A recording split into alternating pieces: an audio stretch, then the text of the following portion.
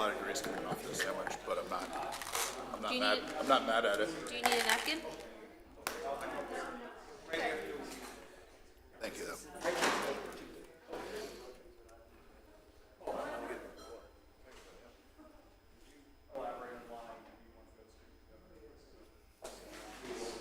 I'm going to fall asleep. You said a lot of grease. Thank you. It's going to be in like 7 minutes. That's why I had a salad. Are these recliners? Right. That's why I don't usually eat. I just have like something small because otherwise I'm down for the count. All right, we are going to get started. Thank you.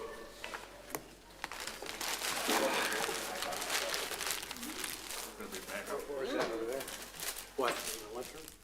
Oh, no, well, the chief got me. Break things, throw things around. You missed that.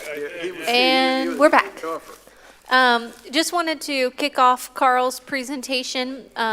You have before you, this is your 10-year capital improvement plan. It's an annual update, and this really sets the vision and framework on the projects that we go to execute that take a really long time in government, but we work diligently on each project. So, City Council, as you're framing your vision and giving us direction, if you will notice the various strategy slides, those are the projects that are ongoing, that we're working on. If you see a different approach or have a different vision, philosophy, we would be all ears to hear that today. There's several strategy slides for each fund, and we're happy to take any feedback you have today. And with that, I'll let Carl present his presentation.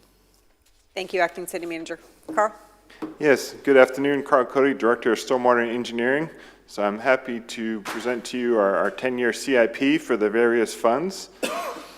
And just wanted to start off with, the city's core beliefs, the vision, the mission, the values, and the pillars of the community. Strong, resilient economy, safe, reliable services, civic engagement, sustainable environment, infrastructure. So a lot of the capital projects fall into one or more of these categories. And, this is really the guiding principles that we use in putting together the CIP. So our first fund that we wanted to cover today is our Capital Projects Fund. And it's important, I think, to give some detail as to what this fund is and what restrictions are tied to this fund. Because, when we go through the various projects today, you'll note that we can't use certain dollars on certain types of projects. So like the small county surtax, so that's 0.5% of the 7% sales tax that's collected in Flagler County. It's committed for construction and improvement of public facilities. It was adopted by the Flagler County ordinance and distributed according to a state formula. The city receives roughly 50% of the tax collected. It began on January 1st of 2013 and expires December 31st of 2032. And this revenue source cannot be bonded because it was passed by the county commission and it wasn't passed by referendum. If it was passed by referendum, it could have been used we could bond against it. So the strategy in this fund is to use these funds for existing facility rehab and renovation.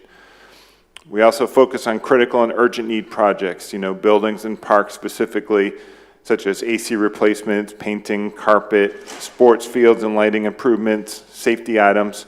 We also use this for our citywide IT infrastructure. And one of our top priorities is funding the general portion of the Maintenance and Operations Center. So right now we are under construction of phase 1 of the infrastructure of the site, and then we'll be moving forward with the upcoming phases for the actual fleet building and fuel and wash facility. We also fund the non-impact fee share of park and recreation and fire impact fee fund projects because those funds can't fully pay for new capacity projects. There's an existing citizen share.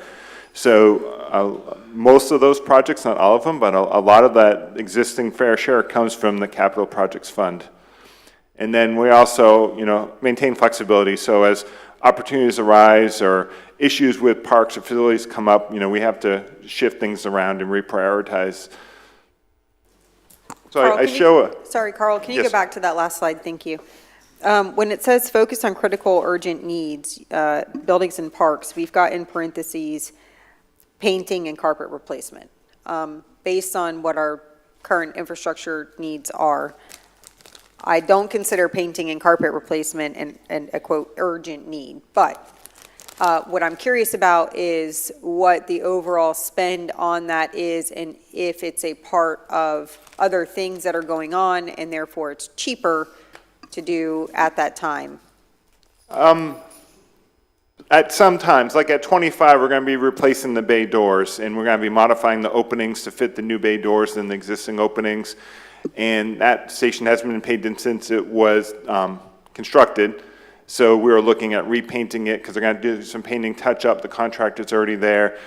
We also don't want water intrusion in the building, so you do need to upkeep the paint, in the exterior side of the building. I'm not saying we replace carpet, if you get tripping hazards or things like that, In our 5-year plan, we basically are pushing everything off that we can and doing only the urgent, critical items we have to, because we're trying to push as much money towards the mock as possible. Mm-hmm. Well, and that segues into my next question, which is, in this year's budget, did we put any general fund monies towards the mock? And if so, how much? Typically, we fund everything urgent and all the matching for the other projects, and everything left over goes to the mock. And I don't have those numbers in front of me. I have a separate tracking spreadsheet that tracks the various funds for the mock and how much is used. Your last year, your fiscal year 24 general fund balance went to fire station to do the shortfall for fire station 22 and 26. It did not go to the mock. Okay. Okay, that answers Oh, it. it had in the past. I misunderstood the question. I apologize. Right, in the past, we had taken that appropriated fund balance and put it towards the mock, but last year, we did not do that. It went to the shortfall of fire station 22 and 26. Okay, and then my last question, the non-impact fee share that we had to put towards the fire station, that was what, 3.5? It was much less than that.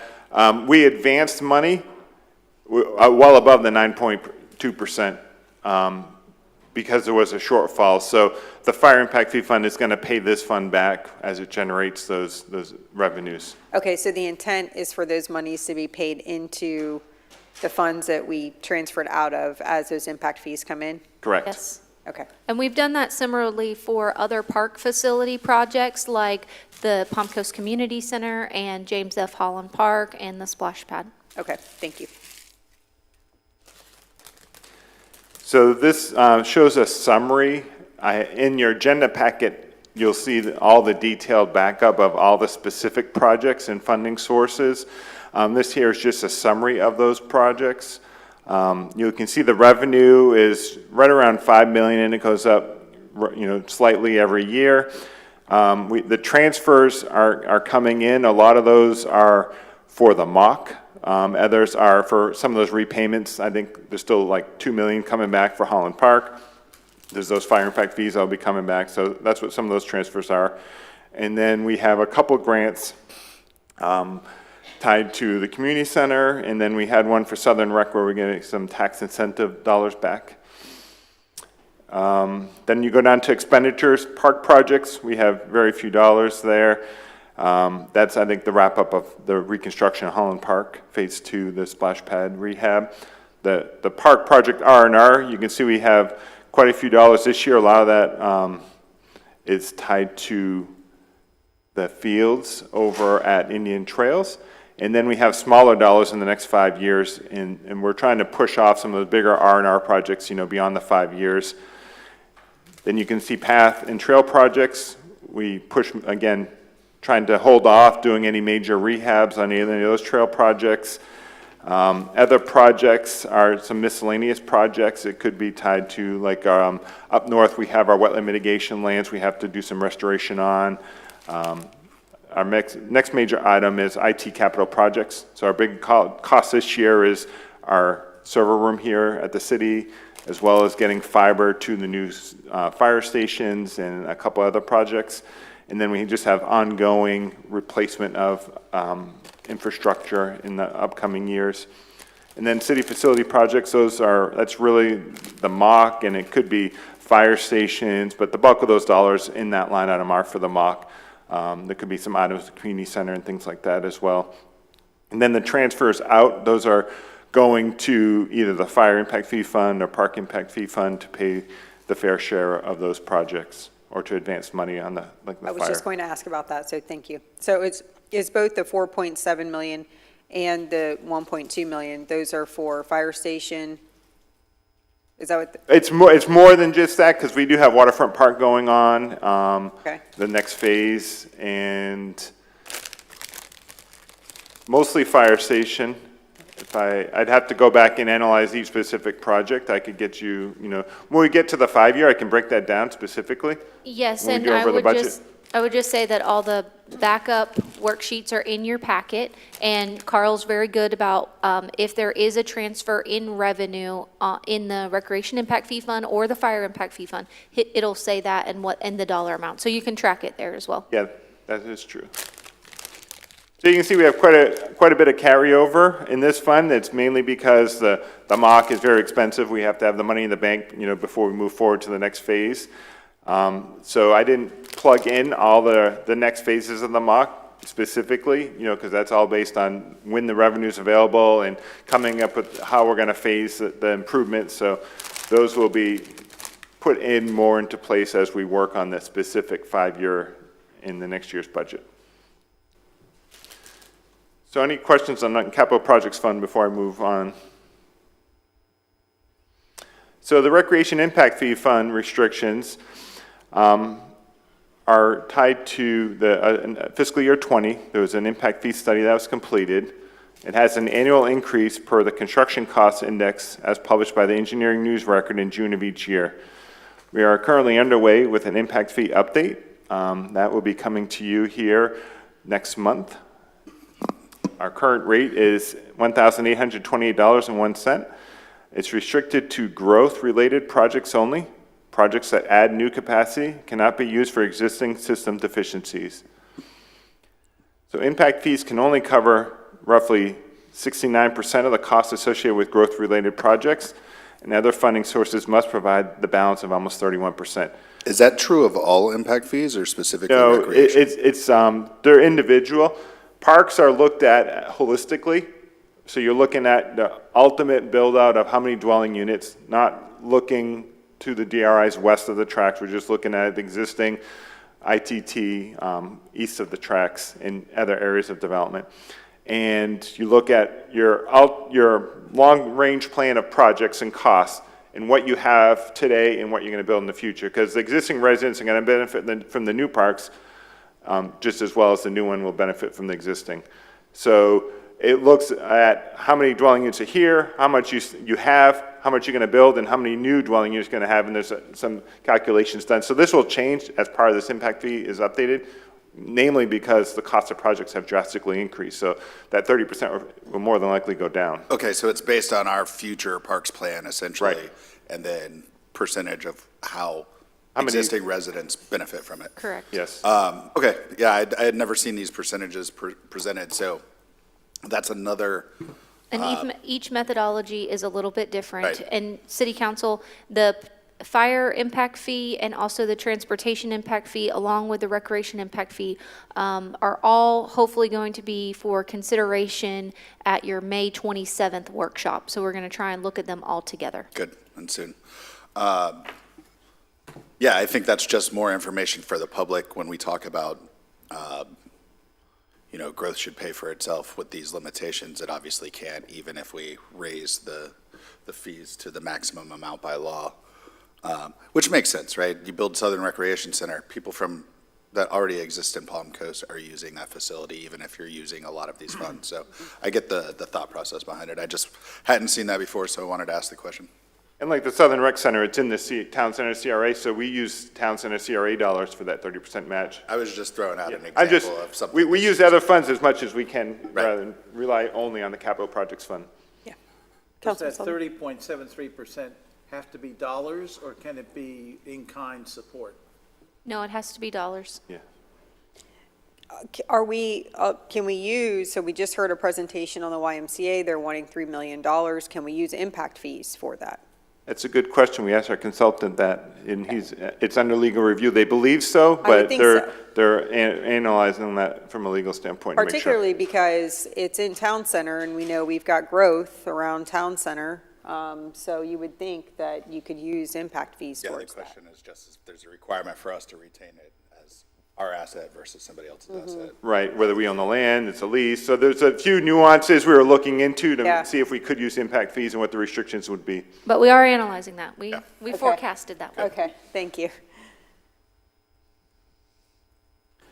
So our strategy in this one, we're based it off the 2023 countywide recreation master plan to establish our priorities. So some of the items in that plan that Parks and Rec presented was additional access to water, kayak launches, fishing piers, developing a new athletic complex, adding additional restrooms along trails, athletic fields and playgrounds, developing more rectangular and diamond fields, preserving open space, beaches, conservation lands, wildlife and heritage sites, developing new facilities and amenities such as disc golf, bike parks, lighting and shade, and developing additional trail connectivity and expanding our current system.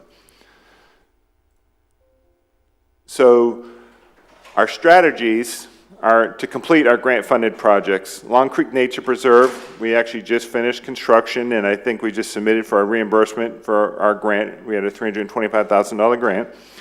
Our waterfront park water access, additional parking, and waterfront water park access, the shade covering over the patio that was constructed. We have a $300,000 grant.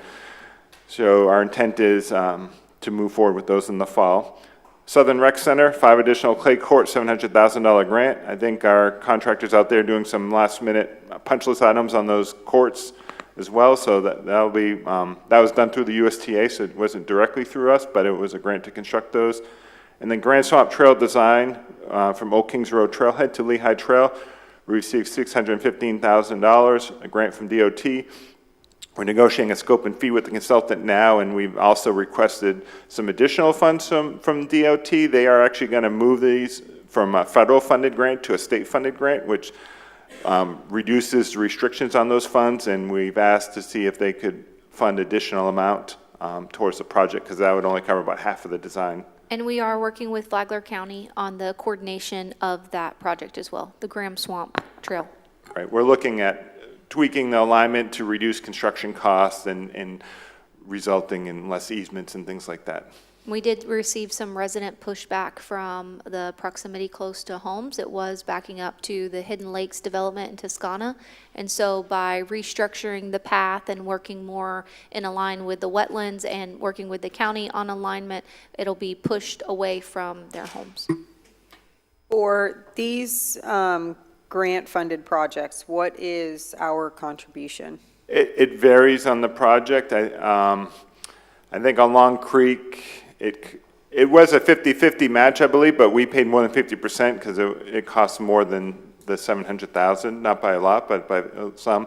Waterfront Park, they have a match of 50%. We haven't bid that one yet. I believe it's going to be more than that. We can look at the budget line item in there. I think we programmed, we'd have to look at the line item in your agenda backup. And Southern Rec Center, there was no match. We had to build components outside of the courts. We had to do like the benches and shade coverings and some other components of that, but they constructed the courts. And then Grand Swamp Trail design, it's going to be roughly half with this funding amount based on the design fee that we negotiated down to. So my concern with the Grand Swamp Trail is we're only at design phase. What is construction going to cost? And that's what we're fine tuning, because until you map out all the wetlands and to determine how much wetlands, how much boardwalk you need, this same firm designed the segment of trail from Lehigh Trail to 100, and they've walked the site twice and are working on alignment to obviously situated on as much uplands as possible, but not to increase the length significantly. So that's kind of a balance.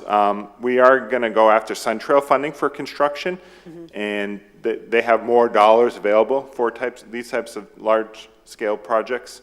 It's probably going to be over $10 million if I had to take a stab in the dark at the cost. But it all depends on how much boardwalk we end up with once the design is done. And they'll do geotechnical borings and to determine what size piles and whatnot we need to support. So there's a lot of factors that could impact the cost or reduce the cost. So it's right now it'd be just, a guess if we tried to put a dollar amount on it. So I'm looking at the master plan priorities versus the impact fee fund strategy, and they don't seem to comport. So I see as the number one priority listed, and this is from the survey. I'm assuming this is what these results are. I don't know if these distilled are in from. order on the strategy. Okay, so these are in no particular order? No, Okay, well, that's helpful. they're categories of, Got it. yeah. So really, I see developing additional trail connectivity reflected in the impact fee strategy. I see more rectangular diamond, not even really more rectangular diamond fields. I only see expand the parking at Indian Trail Sports Complex. So I guess what I'm looking for is more compatibility between the listed project priorities versus the projects that we've got listed in the impact fee strategy. So, Carl, can you go back one? So the developing more rectangular or diamond fields, Indian Trail Sports Complex is at its max. So we are in discussions with Flagler Schools and the county to talk about, space at Buddy Taylor Middle School Complex. There's a track field where they do their bus loop, maybe putting in some infrastructure there on the school site. So that would be, we're just in discussions, so it's not any program dollars. Developing new facilities and amenities, disc golf, we have that private-public partnership that we're working with Whiteview that recently won an award. Lighting and shade, that was the improvements at the Southern Recreation Center. Also lighting improvements at Rolf Carter Park. And then additional restrooms along trails, athletic fields, and playgrounds. Most of our facilities have restroom components except for Long Creek Nature Preserve. And we do have some grant obligations there to build out, but we do not have the funding for that. Came from over here.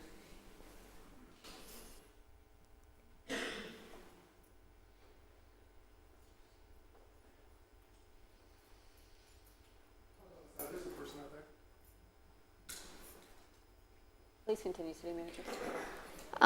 So we are working on the priorities and then partnering with either the county or the school district to minimize maybe funding coming specifically from Palm Coast and trying to maximize our benefit. Because if you recall, this was a countywide complete master plan, so also working with the county on what they're developing. Okay. And so, yeah, the Long Creek Nature Preserve, the boardwalk and overlooks, this was continuation of building out the park, like Lauren indicated, obligations that we had from when we got the state funds to purchase the land. We, again, continue to pursue grants. We received the grants, so we're not completing our obligations, but that was part of it. That's actually done construction. But waterfront park access, that getting that water access there, but one thing that it lacks with the fishing pier that's there is parking. It's a very highly used, successful park. So adding a parking and then a shade covering for all additional uses. These were approved grant applications we brought to council that were approved and awarded to the city. And then the Grand Swamp Trail design, I think this was my first project. I got it as a capital project back in 2007. And due to the DOT funding, we only could build the trail. Originally, it was going to go from Lehigh Trail all the way up to Colbert Lane. But due to the funding restrictions that DOT had with funding available, we only could build the northern half. So this is since that time, we've been seeking funding to extend it down. And trail connectivity was, something very popular in that recreation study master plan. Mm-hmm. And it will connect to the city's trail that goes down over 100 and then to their new facility they're going to build on the south side of 100. And then hopefully eventually they're going to extend the trail south because it's all part of the Sun Trail network and they're going to extend it as well. So, but like you said, that it is a costly construction project. Yeah. But we've been asking for money for 15 years and this is the first time we've received funding for design. So focus on critical needs. These are some of the new projects. So the upper ones are ones already in the works and they're ongoing and we have the grants and it's just a matter of finishing them off. So moving forward with new types of projects and how do they fit into the strategy. So expanding parking at the community center and rehabbing and reuse of Fire Station 22. Expanding parking at Indian Trail Sports Complex. That's been a request for numerous years. And then add lighting to baseball, softball fields at Indian Trail Sports Complex. That's actually happening this year. So I think we just approved that. Right. Yeah. And then satisfy obligations. That's the Long Creek Nature Preserve remaining build-out items that were part of the original land purchase dollars. Hey, Carl, can Yes, you sir. go back for a second? So, to the Vice Mayor's point, there's, I see down in the, kind of the drill down sheets, the grant funding and things of that nature that we already have. As we go through the budget process and we try to project out, you think you'll have more fidelity by the time, later this summer, based on some of the assessments you mentioned we'd be doing? Because right now, there's a lot of TBD, things of that nature. Yeah, and our park impact fee study is underway too. So part of those are the timing of which projects. Part of that will play into what the new park impact fee is and how quickly funds will be available to move forward with these projects. And Mayor and City Council, this comes back to you to adopt an official 5-year CIP in August. So, today we're outlining the vision and then the 5-year CIP kind of affirms that commitment during the budget process. So then the question and direction that we need from council is there anything else that we need to give to staff as far as the Recreation Impact Fee Fund strategy goes as a part of the CIP? That's the direction you're looking for, correct? Yes. Right, so including a pool is important to us, like a YMCA or a future facility, X, Y, and Z is important to us, type of thing. So I think in my estimation of what our community has been asking, if not begging for, it is to make sure we've got a pool that has fully accessible hours, that is not going to be a money pit for maintenance as it has been for the last several years, and then rectangular fields. Those are things that we know our community is short and needs. So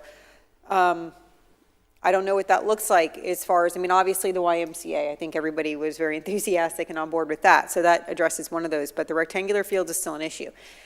And I know the county is currently waiting, I think, on Synergy to present a presentation to them about what type of facility they would need, what the contracts would look like, all of those things. Contrary to what is out there on social media, county has not signed any contracts, has not made any official action to move forward, has just kind of asked them to present the information, present them with options, things of that nature. But I don't know that we can fully rely on that at this point. So I don't know what other options, other than, I know you mentioned Buddy Taylor. That to me is probably very short term, if it even comes to fruition. So we may need to be looking at other options. And I don't know what that could look like. I know at one point there was an inventory done for a sports complex within city properties and things like that. I know some of that shifted because of the mock and some other things. Cost. Yeah, cost as well. So I don't know what our options are. We would have to know. But, obviously, rectangular fields are important. We even have a shortfall of diamonds as well. Yeah. Some of this lighting is going to help that because it's going to increase operational hours of some of those fields. But, some of this stuff is shipped to the county at Babe Ruth as well. So, and we've been told that the Sports Alliance is closed for new entry, right, because we don't have fields. There are other sports leagues and teams and things like that that want to use fields, but they can't. So as soon as we have more, that excess, capacity is going to be filled up by people, so. So, I think yes to the YMCA to add it. The other thing, just from an optic perspective, we know that the Expand Park and the community center and the rehab and reuse of Fire Station 22, we've allocated funds for that, and that's moving out, right? And so, Yeah, we're finishing up the design and the plans and preliminary programming for the building. well, I would just say similar like the grant funding, if we put, I don't know, pick a different color for Fire Station 22, I think that would be helpful. So we know exactly what general revenue funds or capital funds we're putting towards that. And I would say the same thing for what we voted on a couple of weeks ago, which was the lighting at Indian Trails. That's just helpful, I think, to trigger so we know what's going on. That's just my opinion looking forward, but certainly the ad of the YMCA, I think it's. Yeah, because previous councils had, there was a push by residents, years ago for more neighborhood parks. So we had Quail Hollow, we had one up in the north end of the city, we had, there's 3 parks I think we identified that were, it's in our 10-year plan, but just, that's something we have not in the 5-year. So once this impact fee study's completed, we want to, again, where's the priorities go and where the dollars go. Some of these costs are high. So, rectangular fields aren't cheap.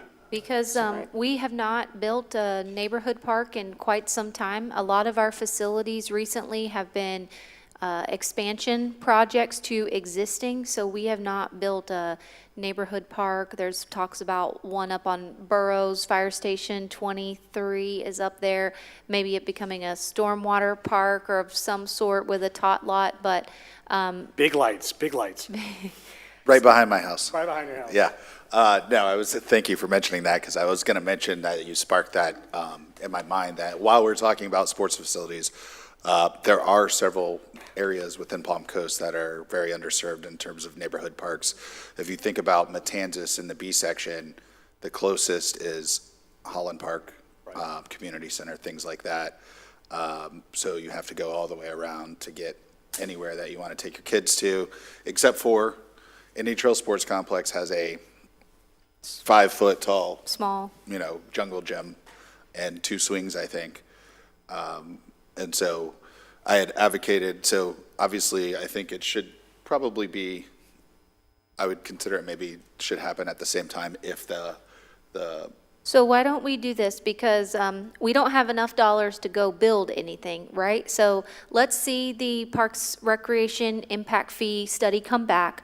Understand your vision that you're wanting to prioritize some fields and prioritize neighborhood parks. We'll come back to you with some future presentation around the 5-year CIP about where we can program some design dollars to start with those facilities.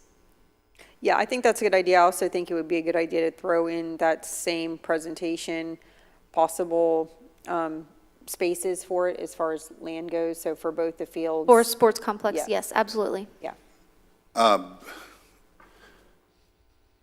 And I was just going to mention, there's the possibility of that piece of land being used for the excess stormwater capacity, similar to the London project. Yes, we did put in appropriations request for that. It never made it into a bill, so it kind of died, but yes, we did put that in. At the time, I had advocated for, if we're doing that, do those things at the same time and use kind of the same, leverage that together, so it's not costing us as much. But in terms of neighborhood parks, really, I would just like to look at numbers and miles from, homes to the closest park and kind of find spots that are underserved and focus on those in terms of efficiency. I'm not talking about building 20 parks or anything like that.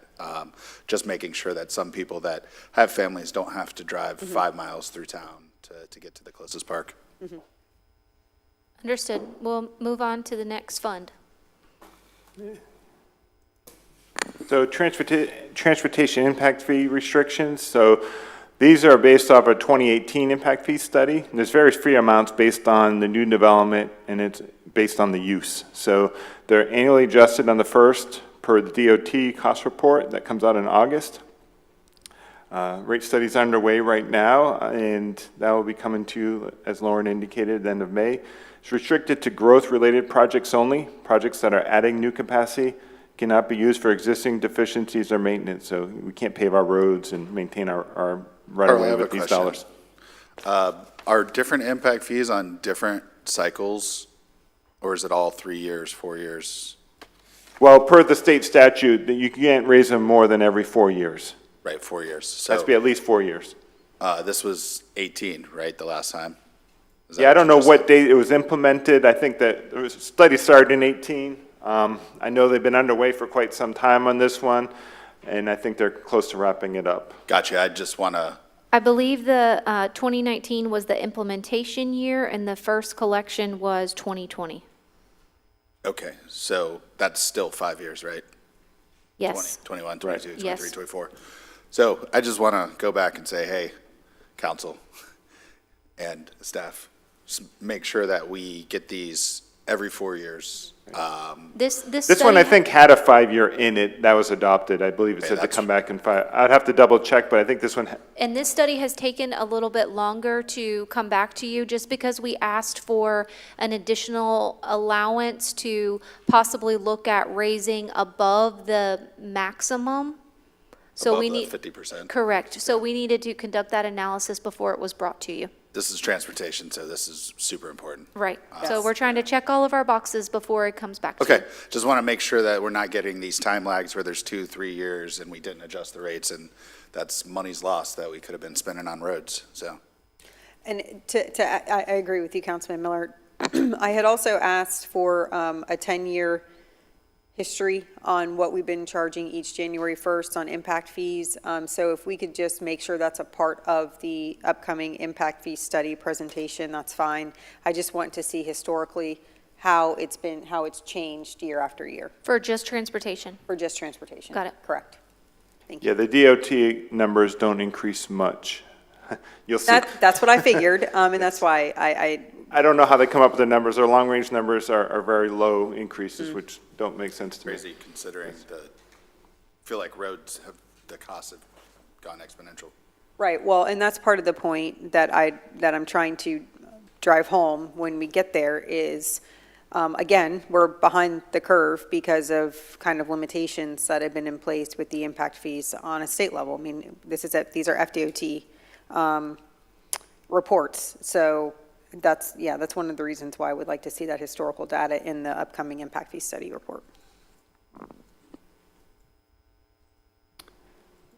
So our strategy, again, is we have some grant and state appropriation funded projects, Whiteview Parkway, Belterre Safety, Old Kings Road widening Phase 2 north of Palm Coast Parkway, Matanzas Woods, Palm Coast Parkway Connector Loop. Then we continue to pursue grant funding for Old Kings North widening Phase 3, Old Kings Road South Phase 2A and 2B, Old Kings Road extension north of Matanzas Woods widening Phase 1 and 2 design and construction, SR 100 improvements at Belterre and Seminole Woods, and then arterial corridor intersection safety studies. And then transportation system improvements, Citation Boulevard extension is recently completed. So looking at the summary, our impact fees are around $4 million a year, go up slightly each year. And then, we have big dollars here for grants and those appropriations. And then we have broken down into categories, a little different than past years. I tried to, give some categories here. So we have new roads, widening projects, intersection improvements, traffic signals, sidewalks, and then transfers. These are transfers out. When we collect impact fees, we have to transfer some out either to the Old Kings Road Special Assessment District if the development happened there, or the town center transportation area. So I know last council meeting was brought up about, the dollars the dollars that are collected in town center stay within town center for impact fees, and Royal Palms was the first project earmarked for those dollars. They could go to a different project upon agreement between us and the CRA, I believe. And so right now we're using those dollars for the design, but the next project would be Royal Palms per that modified DRI. Yeah, I would continue to advocate that that's the primary focus there. Yeah, that needs to be a priority, definitely. So you can see the intersection improvements. We have, quite a bit. The first one is, I think Whiteview and Belterre fall into that, and then we have in the outer years completing some studies and completing some intersection projects. And if you look in your backup, we identified some corridors. We're working on having an overall map identifying all project intersections on arterial corridors throughout the city, how many we have, and working our way through studies. We're looking at alternatives and pricing of doing some of it in-house, having some assistance with outside firms, or doing it all outside, seeking grants. So we're exploring different opportunities there. So this is a transportation impact fee for town center. So this is what I referenced, part of the amended DRI talked about, the impact fees collected here, stay here. Talks about the trips for Royal Palms and which projects that could be used for, extending the four-laning of Royal Palms to Old Kings Road. Those sorts of things are all tied to what those dollars could be used for. Can you go back to that slide? Sorry, Carl. Yep. So where it says total impact fees paid to the city after December 31st, 2018 shall be used to fund regionally significant road projects as mutually identified, I think there's a typo there. Yeah, by the city and the developer. So presumably city and developer get together and say, okay, these are the road projects that we're identifying. Do those ever come to council? Well, I think in there, the Royal Palms and Old Kings is specifically underneath that same paragraph. I'd have to pull out the DRI and look at it. So I think it called out these two projects specifically. And if we wanted to do something different or change the order, then we'd come to an agreement of what those projects would be. To spend any of the dollars, it would have to come to council. Okay, that's my concern. But the priority is codified within the DRI Well, that you were talking about, Royal Palms and yeah, those two are specifically mentioned in the DRI. anything past that would then be set by us. Right. With the agreement, I guess, with the developer. Correct. Okay, got it. And then it says the next bullet point, prior to the traffic from Town Center DRI exceeding 10,444 peak hour trips. We're missing a word there. Who shall cause the installation of a box culvert? I think I cut and pasted this from the DRI, but I'll look. Okay, yeah, I'd like to figure that out. Yeah, I'll double check. And are we past the 10,000 trips yet? No, Where are we we at? are not. I'd have to check with Fong. I think it was, I'll pull up the last traffic count study. yeah. What defines peak PM hours? Is that like 4 to 8 or something like that?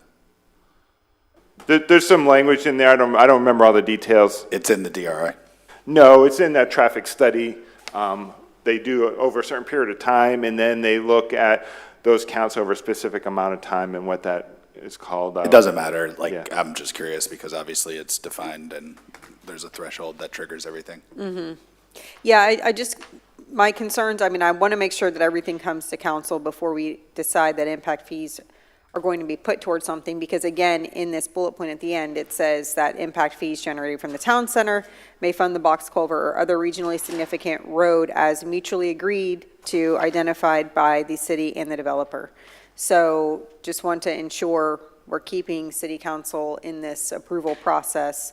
But I am also, curious who is responsible for that installation of the box culvert after those peak trips have been hit. It seems like that, It would be part of the road construction because the road would be built on top of it. What's that? It would be part of the, who would be? Town center would be. It would come from these funds. yeah, that's what I was getting at is at the bottom there. I think it intentionally is not saying someone shall cause. I think it's basically saying it shall cause and it's paid for by the impact fees. Jason, can you review the town center DRI language? Thank you. And this is part of what we're looking at, because in addition to that culvert, it's also restriction for our stormwater. So we want to expand the culverts or have additional capacity there. So, we'd have to, it may be a joint funding thing. If stormwater wants something bigger than what's there, then, does stormwater pay a portion of the upsizing of those culverts than what is needed only for the road? Those are things we'd have to hash out later when we actually get to those projects. But right now, we're just going to go through the analysis and design and also work with FDOT about expanding the bridge so we don't need culverts. But we're looking at every option. Yeah, I'm, the language just makes me nervous. I mean, we're already behind, I think, the 8 ball on this area, and so funding makes me nervous as we move forward, making sure that we've got the ability to make those decisions, but then also want to be very clear on where that money is supposed to come from. Because I don't think we're going to have enough impact fee monies to take care of all of these things. Right, because right now in the design, we do have some stormwater funds in there to analyze what size culverts we want to have there to handle the additional capacity of the city's stormwater system. So they're doing stormwater modeling, incorporating our, our upstream flows and identifying how much we can enable or expand our capacity there so it's not a restriction anymore. So there are some stormwater funds in the design phase now to review that. So I'm assuming, there could be some in there, like I talked about, to upsize those culverts from what, rather than just do a standard calculation saying, hey, the ditch can handle this much volume, the box culvert's going to handle the flow, we're building a road on it, and we go build it, and we're done. If we want something bigger, I would suspect stormwater would pay to build something bigger. Okay. Would you like the traffic counts? Yes. Okay, the traffic counts, now this is average annual daily traffic. I'm not sure if it's PM trips, it's not. Jason's shaking his head, but he doesn't believe so. But the average annual daily traffic count for Royal Palms to Old Kings Road was 10,206. And at Royal Palms, at Belterra to Town Center Boulevard was 8,824. And then at Old Kings Road, Town Center Boulevard to State Road 100 was 9,891. And now, again, that's average annual daily traffic is not the same as peak PM trips. So that's total collection. Yeah, well, I mean, either way, I think we're close. Yeah, from what I understand, we're not close. Yeah. Yeah. And I was going to ask too, I know we mentioned it before when I think we were talking about either design. We were doing final plat for that town center development. We were talking about hitting that threshold of service level and being able to, ask the developer, hey, so if not now, I would assume we're very close to that on the next one that comes online that triggers a larger investment from the developer in terms of traffic relief. Works if it's, I think that's the developer, right? Right, it was the fair It's triggered share by or them. The problem I think we're going to run into, though, is I don't know what other development could be coming that would be responsible for that anymore, because it's full. We're kind of done, I think, for that area. I don't know if there's another development that could come in and trigger it. No, you're talking about off of Royal Palms. Royal That Palms intersection, yeah. and Town Center as it Boulevard. approaches there. Right, the land if you're on Royal Palms, the land on the right-hand side of the road is city and state because that's where the trail is. And the canal, yeah. Right. And the The canal. town center development could spur some That's what traffic it's- from Royal Palms, or even on Old Kings Road, like that Walmart site. Say that Walmart site went in and they built on that site, it would pull residents to go down Royal Palms and back from that Walmart site on Don't we Old have- Kings or Road. is So that there would also- be some additional capacity from development in the area. My point But it'd be is, minimal. it's going to be minimal. It's Yeah. going to take a long time before we reach this number, or That's we exactly get right. to a level service, below our level of service. We're going to people are complaining about the intersection now, and look how we're not even near what the level of service of the road is. Correct, you level know. of service D, average annual daily traffic count for a two-lane road is 17,600. So we're we're off. way off. Yeah. Yeah, and I've always had an issue with this whole level of service D thing. I know it's standard, but I feel like it's just a terrible measure, because we're already having challenges there, and we're, quote, not even close to level of service Well, we could D. change the level of service, but then it would cost us It more. would be incredibly expensive. Right. Yes, and so it's kind of unfortunate because we have a citywide, I think, for the most part, level of service, but you just got certain hotspots where it just feels so much worse than a level of service D in another location. So it's just a challenge, but the reason I bring that up and that I think it's important to recognize is that, yes, we have these mechanisms in place that are supposed to, quote, trigger the next development to step in and pay for some of these things, but the fact of the matter is, a lot of the time, it doesn't even happen. So we just have to be mindful with these impact fees, what we're doing with them and how we're planning it. And so that's why this language specifically concerned me. But I don't want to hold us up anymore on it. Any other comments on this? Okay. That doesn't have final Yeah, so basically, the only project in our 10-year plan is this, construction of that improvement from Royal Palms to Old Kings Road.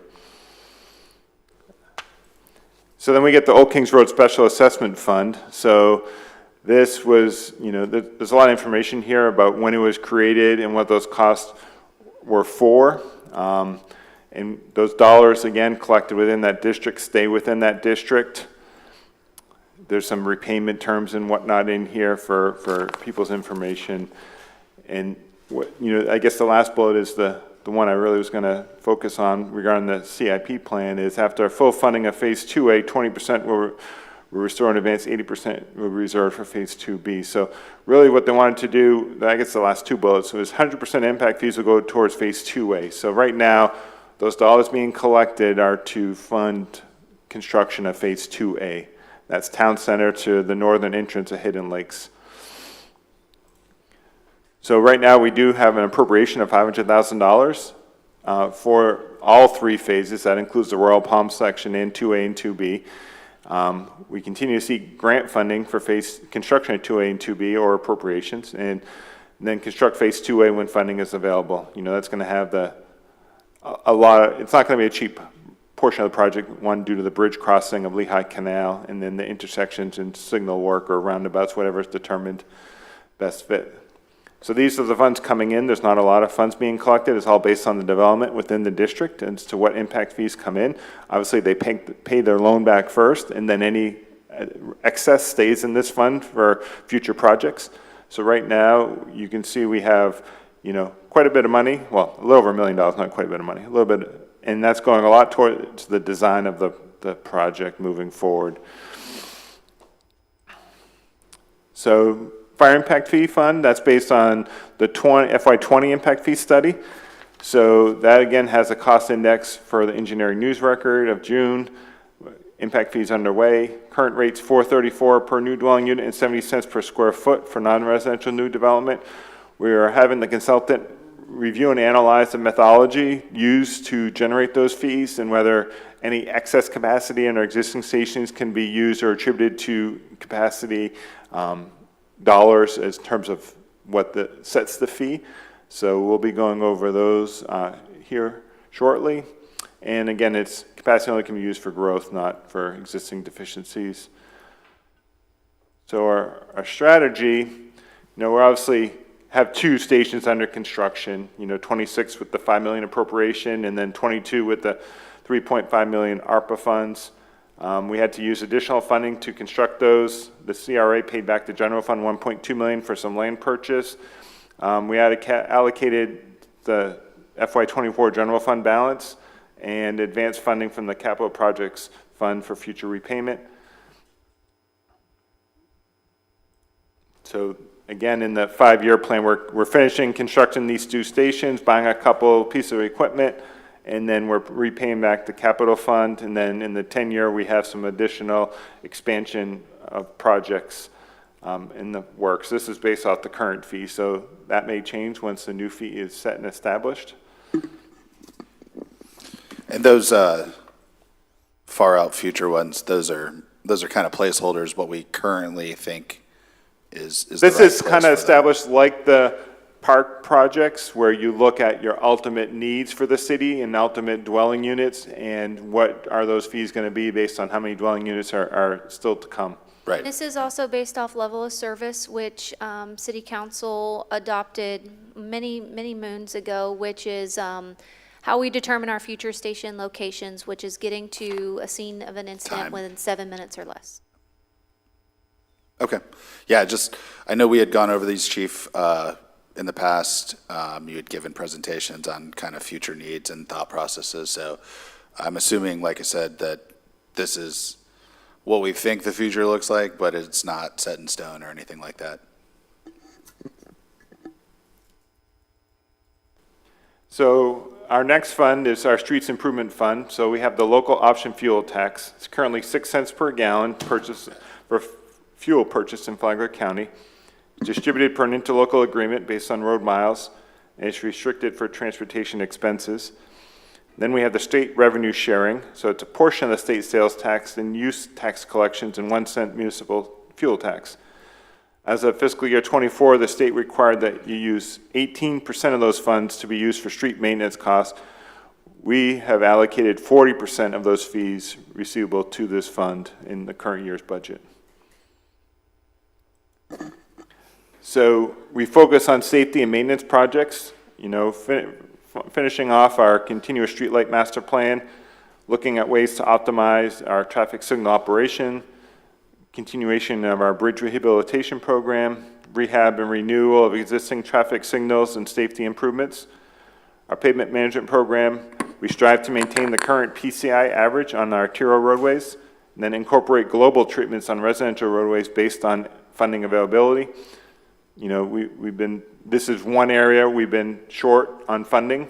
So, our PCI is not being maintained. Our PACI is dropping based on our available funding. Hey, So- Carl, can we just for everybody listening at home, PCI stands for Pavement Condition Index. So what's the status of the road, right? And normally we like to keep it around 70% or higher. It depends on the roads. We have a little higher value for our arterials and a little lower for our residential, but around that 70, low 70s for arterial and right around that 70 mark or so for the residential. Okay, then one of the options for us is microsurfacing, right? To kind of extend the life of the roads does that include, we don't have anything going on right now in neighborhood. We actually, it's currently underway right now on our roadways. I throughout drove the city. Ballinger, and yesterday. Okay. And it was being done, so I got to see it in action. How's it look? It looked great. You're dodging it. I didn't expect it, obviously. I didn't read the notices, I guess, but, Okay. but, yeah, I turned a corner and it was happening, and I made sure to let them know, hey, am I in the wrong spot? Do I need to get out of the way? Am I blocking you? But it looked great. They're doing a good job. And that whole neighborhood is being done, I believe. That whole set of streets, it looked like they're going up and down each one, so. Yeah, this is our second year doing that, and obviously, it's not a fix-all for all roads, so we picked a variety of roads across the city, and we are analyzing them and continuing to, annually to take a look at them and see if the lifespan, we're getting what we wanted to get out of it, if it's cost-effective and it makes sense. Yeah, just for a historical perspective, this was something that we started fiscal year '23, I believe, and then did again did we start in Last year, 24? we approved in 24. 23. So, yeah, for the okay, 20. so we approved it in '23 for fiscal year '24, and then continued it in fiscal year '25. For both years, we've set aside about $1 million. This year, we were able to do, I think, 28 roads, and the year before that, it was around 20, mid-20s, I think. Yeah, that's what we're running this. So it's a really good bang for the buck. I think microsurfacing gets you about 5 to 7 more years of life out of the road. So it's obviously not milling and paving, but it's also very, very, very, very much a fraction of the cost.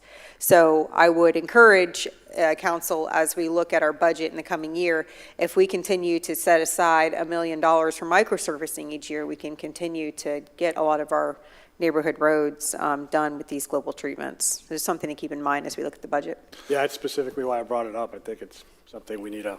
I was also going to if we agree to mention, it. we talked about budgetary challenges, and the local option fuel tax is specifically called out in here. This is a state, it's a 6 cents per gallon. There's a additional local option as well that is also 6 cents per gallon that we as a county don't exercise. It's not something that we would pass. It's something that county would have to pass. But we're one of 16 counties in Florida that do not exercise that additional option. So many other counties are leveraging that as a way to specifically fund road repair, right? It's a consumption tax on fuel. So presumably the users of fuel are using our roads. And so therefore they're paying slightly into an account that is repairing the roads, similar to registration fees and things like that. So something I'll probably have some conversations with county about, but obviously it's got to come from them, not us. So that would if we're looking at what we have right now, that's $2 million a year. It would double that in terms of the available funds to repair some of these roads. So just wanted to mention that as a funding source. Again, it's not something that we control, so, but I think it was at emo, they mentioned it as well, so I was like digging through and found that we were not doing it. I thought maybe that was the source of some of our additional fuel costs that we seem to experience here in Palm Coast, but it's not, so, and found that we're one of the rare cases that does not exercise that in the county, so just wanted to bring that information. And I want to point out, we are deferring items so we can put more dollars towards pavement due to the lack of funding. So we don't do entry neighborhood signs, only if it's part of a project. Like on Belterre, we'll be doing signs because we are adding turn lanes and doing work in that area. We don't do any parkway beautification unless it's part of a project, like we did have landscaping on the Whiteview project. And then sidewalks, bike paths, and pedestrian accommodations are not funded. We are trying to find ways to be creative about the neighborhood signs.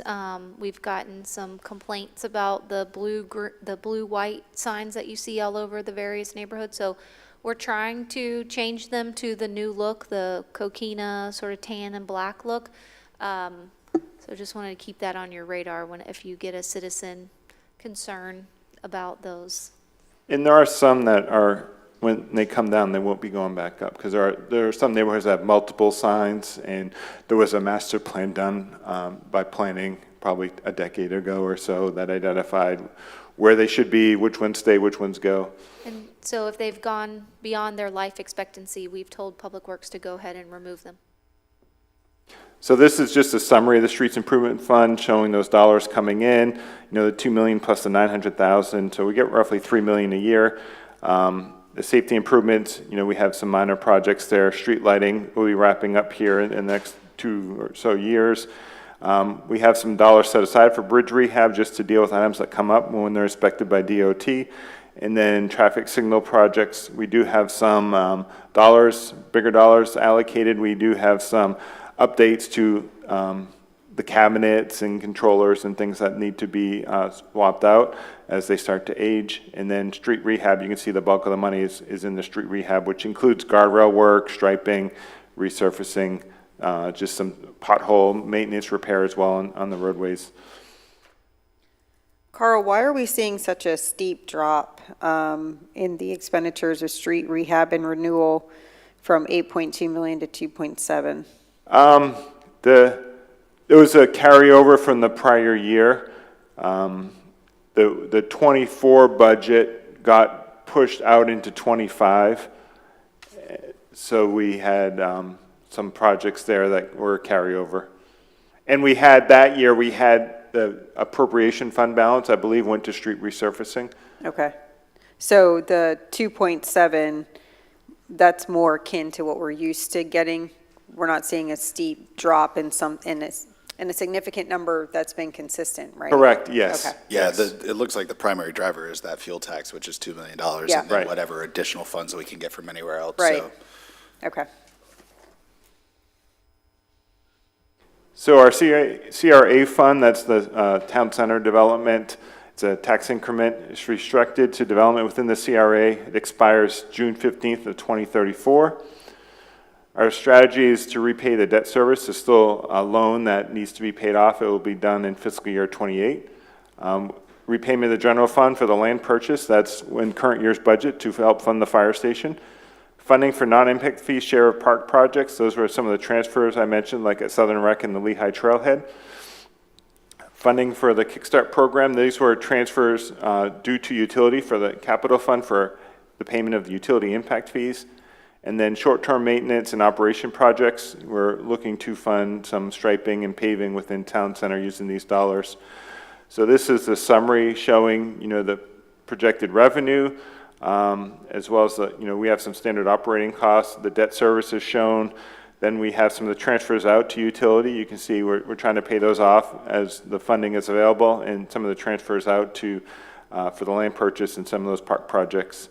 So as we move further out, you can see some of our operating expenditures go up, and that's where we would hope to, in the latter years of the 5-year plan, is to start paving some of these roads. And that Kickstart program was an economic development program that was created, but then it was sunsetted back in 21 or 22, once we had met the capacity and then needed to do the repayment. So our stormwater management fund, in 2011, there's an ordinance established to create the stormwater utility charges and fees. In 23, we updated the rates based on the study that was completed. We identified capital projects as part of that study and a plan to move forward. And we also identified loans. We do have a current loan in the project. Carmelo just presented that to council recently, our stormwater engineer. We completed our grant-funded projects, London Waterway. We used over $6 million in ARPA money. We also had a $900,000 grant from the Water Management District. That one just wrapped up construction. P1 weir replacement, we received the appropriation of $1.25 million. We just awarded the contract to Klein to move forward with the construction of that project. Then complete some loan-funded projects. So these are the various projects that were in the loan that we're moving forward with. Some of those just came to council for approval. And then we obviously focus on replacing and rehabilitating the aging infrastructure, primarily pipes under the roadways, and enhance our stormwater system to improve system and increase capacity. So can we go back to that last slide? Thank you. Yes. It was a week or two ago, I asked for the list of stormwater projects that we forwent when we did our last stormwater fee raise, because we chose the middle option, I believe, rather than the most expensive option. Do we have that list of stormwater projects that we did not do because we went with that middle option? Yeah, I'll have to get that to you. I Okay. have not pulled that together. Because I know, I think during the meeting it was, so we threw those into the CIP, but I asked for those to be taken out of the CIP just for visual purposes so that I could, because, and the reason, just so that everybody listening now that may have not listened to that meeting, the reason was those projects that we budgeted for came in way under by several $1 million. So I want to make sure that because we didn't raise those rates as high as we were initially asked, which is good, we have some monies that can be put towards projects that we did not prioritize in an effort to keep fees lower, or rates, I should say rates lower. So I just wanted to see that list of projects so I know exactly what we can go back and maybe prioritize now. Yeah, we had like $5-6 million. Yeah, it's a good amount of Well, money. yeah, we're still waiting on one project, and I know we had one big pipelining project, that was brought to you, but I think there are still some additional pipelinings that are funded with the loan that haven't been awarded or bid out yet. And so I know there will be some surplus at the end of the day, and I'll pull that rate study, out and show which projects we pushed out in terms of the projects. Yeah, I'd appreciate that. Thank you. And I think I did identify in the backup material, I identified a few projects. Some of those were tied to the appropriation, like the study at the Fire Station 23 site. Dry Lake was in there, and then over in the Woodlands Ditch 10 expansion and doing work there. So those are potential projects we could either do studies on and permitting and have those ready to go forward. Because we do have a second loan in the study, and I think in 2 years, that would fund some additional projects in the future. I think some additional pipelining and some other capacity improvement projects. I don't think they were spelled out which ones they were yet at the time, but we knew we needed more capacity projects with our second loan. So this may help advance some of those projects, would either mean a smaller loan in the future, or we get to do more of those enhancement projects for our existing residents. If I recall, even without the bids back, the budgeted amounts put us way under. Way under, yeah. It was like 5 million Yeah, or so, yeah.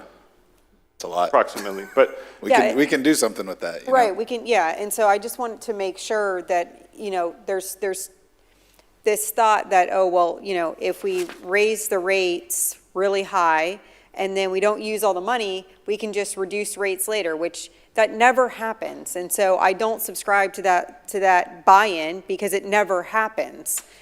Right now, we technically could maybe do that based on the rates then. But if we had stormwater projects that we knew were very important, but we as council said, look, everything up around us is going up, so we're going to give the residents a break and not raise the rates as high as we could in order to cover those projects. Now, with that same amount of money, we have the opportunity to go back and still do some of those projects. So I want to make sure that we're still prioritizing correctly.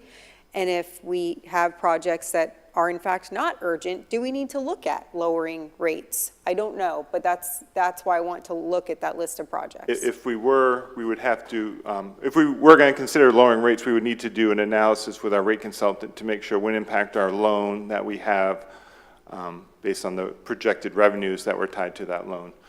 So we just have to make sure we're covered. Well, and honestly, considering our priority as stated up here has been infrastructure, I think the better course is to address some of those other vital stormwater projects to make sure that we're not in a reactive mode, or in a proactive mode.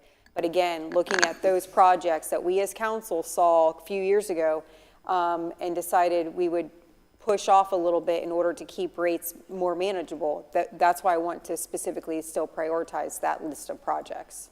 And I mean, I get where you're coming from, Vice Mayor, and I agree that investing in infrastructure is still, I think, the priority, because we haven't caught up yet, right? No. So we're not even close, right? So we got to continue to pour as much as we have into infrastructure for a while to get there. The other thing is that potentially priorities have changed, or there's something with a higher ROI now than what was on the list then. So, you know, maybe we should just look at what's most important right now, you know, versus what specifically was on that list. I don't know. I didn't see it, obviously. It was before our time. So, you know, maybe what mattered the most then isn't what matters the most now, so. And we had some very generic items in there, like capacity improvements. I know we had some additional, like London Waterway expansion, like a phase 2 in the outer years.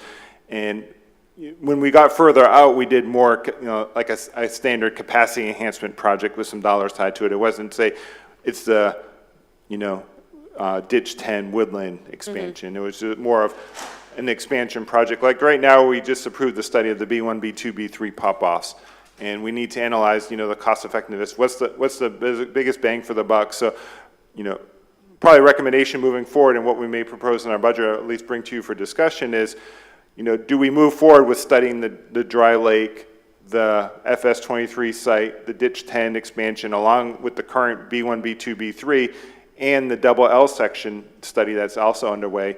Study all 5 of those and move forward with the analysis and say, okay, where should we next spend our money? What's going to have the biggest impact on either the most number of homes, or, you know, the biggest benefit for residents in terms of, you know, even fire safety, which roads are underwater, you know, those sorts of things.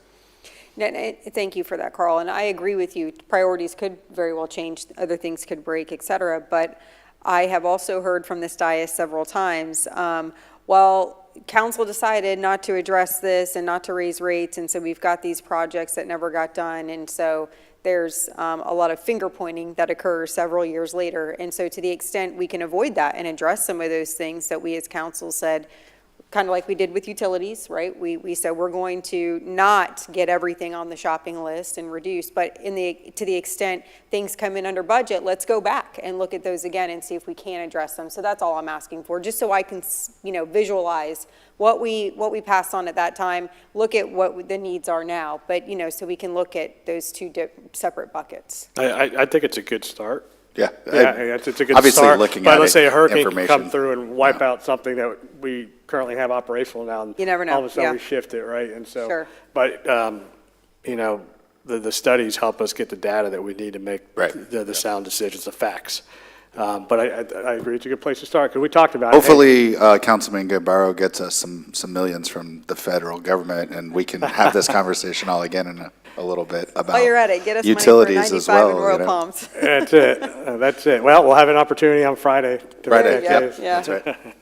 So my summary slide here shows the various expenses in stormwater. You can see the revenues up above. You know, the bulk are stormwater fees. We do have a little bit of ad valorem tax that comes in. And then we have the debt proceeds shown. You know, we have the current year that include the equipment loan. And then we had, in 27, we got another smaller loan.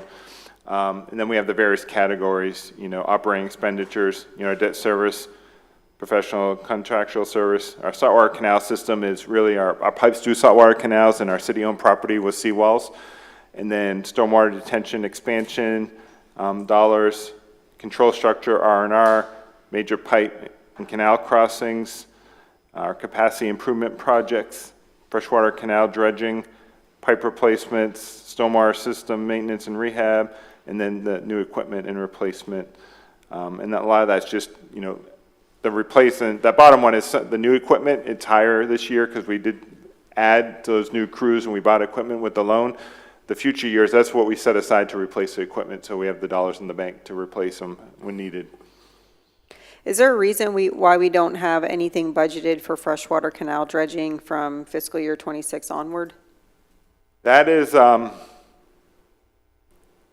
it's a lower priority item. We did one in the east section where we were having flooding, and it was determined that dredging those canals was going to have an improvement and it was going to help with water quality. It's a lower priority item only because it has less impact on the stormwater system. There is some benefit. Our goal is to get a larger pontoon so we can do some of those dredging of the high spots and around the pipes when we purchase our larger pontoon canal and add that crew member on. I think we have that slated in 27 to occur. So is that somewhere else, or is that just in the normal budget rather than being in the CIP? That's Right. in the normal budget. It's under operating. Operational. Got it, Yeah. okay, thank you. Because that's the one we pushed off to add the hybrid crew and address the swales and ditches currently. Understood. Carl, real quick on the PEP system, these are replacing existing systems, or this is implementation of new stuff? A lot of this is rehabbing existing stuff. Some of the new stuff would be, we are replacing some weirs. So under our control structure rehab and replacement, you can see we have smaller dollars out in the future years. You can see in 27 we have big dollars. We have another major rear to replace. I think it would be our last large one. But then other than that, it would just be upkeeping and rehabbing the existing weirs we have. Okay. The expansion would be new projects. So capacity improvements, those would be all like expanding our capacity. Some of them could be expanding some of our existing stormwater systems like a ditch or canal potentially. But a lot of that would be like the London Waterway project. Okay, thank you. So the utility management fund, I probably won't spend a ton of time on this because we over the past few months, we went through a lot of these. So we have our water CIAC fee, which you can refer to as impact fees. The rate was updated. This shows the main fees per ERC, what those dollars are in the implementation of the cost. Again, they're capacity dollars only for impact fees. So the projects in the rate study, for water is adding wells, ground storage tanks, water main extensions.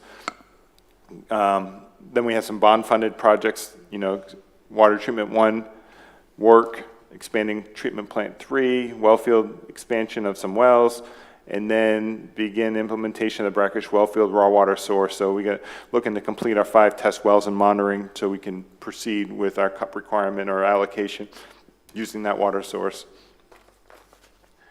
So this is the summary of the water CIAC fund. You can see there's various categories between the water plants, the well fields, and the water mains, and distribution system improvements over the years.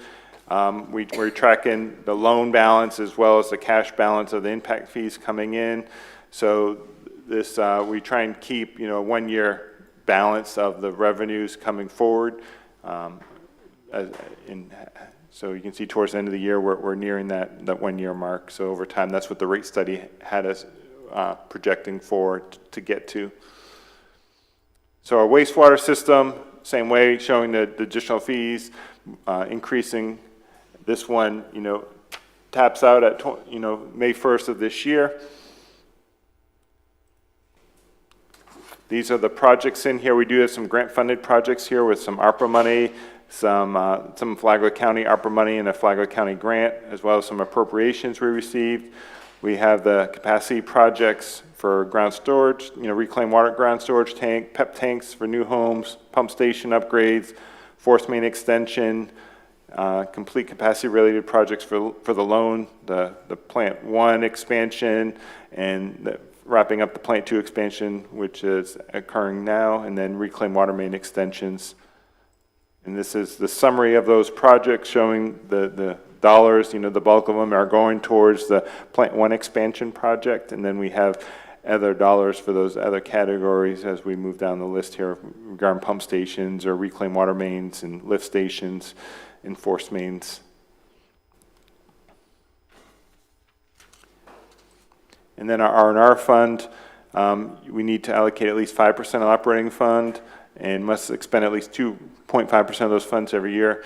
I think if I remember from the rate study, we're doing at least 17.5%. So we have a lot of R&R work occurring, and we're well above the minimum requirement that's required.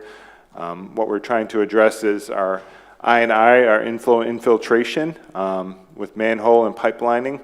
We address utility component failures, pipe breaks, pumps, electrical. So just keeping up with the system infrastructure, and then system upgrades, odor control units, ozone treatment, meter changeouts, and then preventative maintenance for, for facilities, membrane replacements, slaker replacements, those types of projects. So this shows the transfer coming in. We did have some operating fund reserves. What we have been doing, or the practice has been in the past, is any balance at the end of the year would be pushed over to R&R to help fund the maintaining our infrastructure and enhance that. We can show our expenditures. We have water and wastewater projects listed between our facilities, and well field and wells it's a big one in here. The wells take a lot of work. They lose capacity every year, so they need to be re-drilled. Sometimes we have to add new wells. We get new pumps, so we do have a lot of wells. It takes a lot of work and dollars to maintain those. So that's a big line item in here. Water distribution system improvements, is another big dollar in here. Our wastewater plant, you can see the R&R of our plants is a big dollar item. Our plants are massive. There's a lot of dollars, a lot of big items there. You've seen the plants, things, changing out a clarifier, replacing a membrane at the water plant, is expensive. So that wraps up all the utility funds, or actually all the funds for today, the 10-year plan, kind of extending the strategy to move forward. Thank you, Carl, for that. I appreciate all the information. I'll bring it back to the dais. Any comments or questions overall, now that we're at the end of the presentation? No. Okay. I'll put this matter out to public comment. Any public comment? All right. Well, thank you very much, Carl. Definitely, as we go into the budget process, I would just recommend, I don't know what you all do with the packets, but keep these, because we want to be referring to them throughout the budget process. I know I like to go back and look at these things and, just for historical perspective. But thank you so much for the work that you've put into these, along with Helena as well. I know she gave me some time yesterday, so thank you, Helena, for that too. All right, we'll move on to the next agenda item, item E6, presentation SAP. Thank you, Vice Mayor and City Council. Our SAP team representatives, Ms. Kershaw and Ms. Fivash, are going to help me navigate the presentation with you. So this is an annual process, just like your 10-year CIP, where we come to you in January with a check-in of how we're doing on your priorities. We weren't able to publicly present that presentation. It was a long city council workshop at that time. But nonetheless, we did have one-on-one interviews with you that were scheduled in February and March. And then we're here today to present the evaluation of your feedback from those one-on-one sessions. And then we'll take everything that we've heard today and bring it back to you for adoption in June. And then also later in June, we come back to you with how we think we're going to handle those objectives and what tactics we believe need to go along with them, and also any type of budgeted expenditures. One more. So we wanted to bring your attention the community survey feedback. So in our organization, we're committed to data-driven decision-making, and this survey was conducted last year to rate our performance, both internally and externally, and really rate us among other municipalities and cities our size and cities all across the country. So I wanted to highlight a few of our areas that we're performing well in, and then our lowest performing, where we try and understand the gaps and then work through with you what those targeted priorities should be. So our highest performing areas is, quality of life remains high, safety remains strong, especially in neighborhoods, parks and recreation continues to be a highlight, and then natural environment related to highly in cleanliness and water quality. And then our lower performing areas being utilities, especially stormwater management and billing, affordability concerns, cost of living, housing and food access, community design challenges, growth and development planning, and then mobility issues, traffic flow, street lighting, and public transit. Our next being our quality and importance of gap analysis. So several times I've mentioned to you, we have scored very high in an importance of our economy, but the quality of that service is only at 46%. So when we're trying to move the needles on some of your objectives and priorities, we're trying to take this gap importance analysis into consideration as well. Again, utilities being 93% important and 41% of our quality.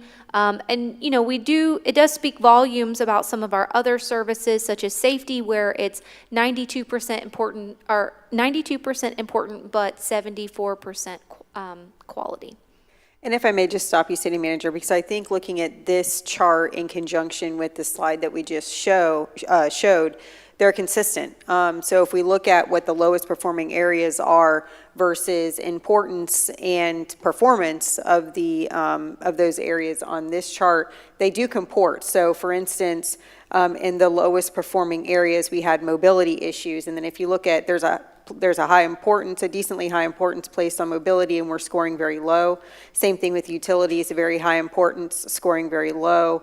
The economy is very broad. I don't really know how you pinpoint that, but I think that goes hand in hand with economic development and in community design, right? A lot of residential, not enough commercial. So again, that's in the lowest performing areas. So I think this is actually giving us a pretty good pulse of what's important to the community and what we need to focus on in our SAP. It's another money slide, Vice Mayor.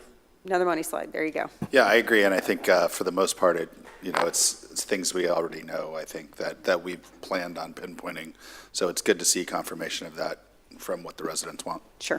And just to highlight, we conducted this analysis at the same time that Flagler County was doing their survey as a first ever partnership. We've been doing this survey every other year for a decade plus, so we have a lot of those benchmarks as we've evaluated throughout the years. And you guys have the full survey information for your pleasure reading.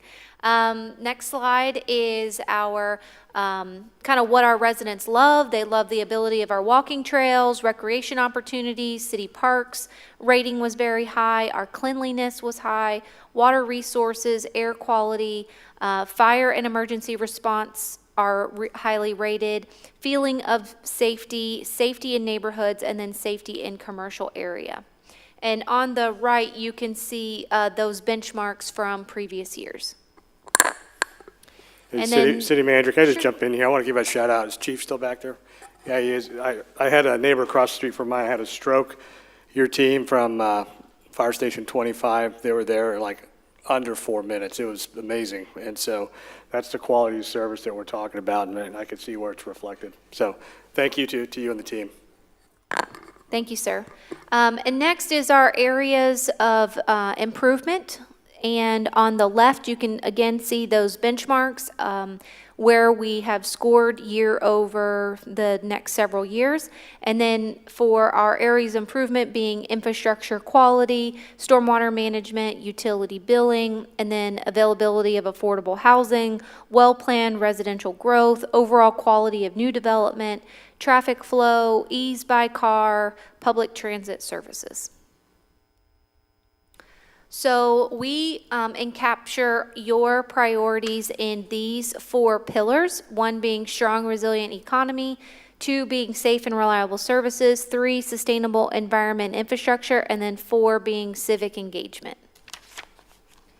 And what are your priorities? So you have 13 objectives. They are not in priority order. And we are prepared to go through them one by one. And what we have done is we've written down the objective, and then we've put your feedback on the next slide of what we heard in your one-on-one sessions. So the first priority being identify savings and conduct a revenue and impact analysis to fund a property tax rollback for the coming fiscal year. So in fiscal year 25, we did reduce the millage as part of the budget process. So many of you said we fulfilled this priority for fiscal year 2025. And then other feedback was consider an RFP for the golf course, and that direction was also given today. So I'm just looking for consensus on, either moving this to operations, have it discussed as part of your annual budget process. Do you want it to remain on your strategic action plan of priorities? Just looking for direction. So I'll give my initial thought. I think, and this is kind of overall general as we go through this app, I think a lot of, or at least some of the things listed are more operational concepts that we should always be striving for and always keeping in mind. Being fiscally conservative and trying to get to a rollback should always be something that we strive for.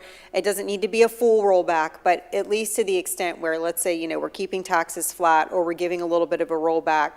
I think just conceptually doesn't need to be listed as a priority, but should be something that's just a normal course of business for us. Yeah, I don't think, and correct me if I'm wrong, but my understanding is these are kind of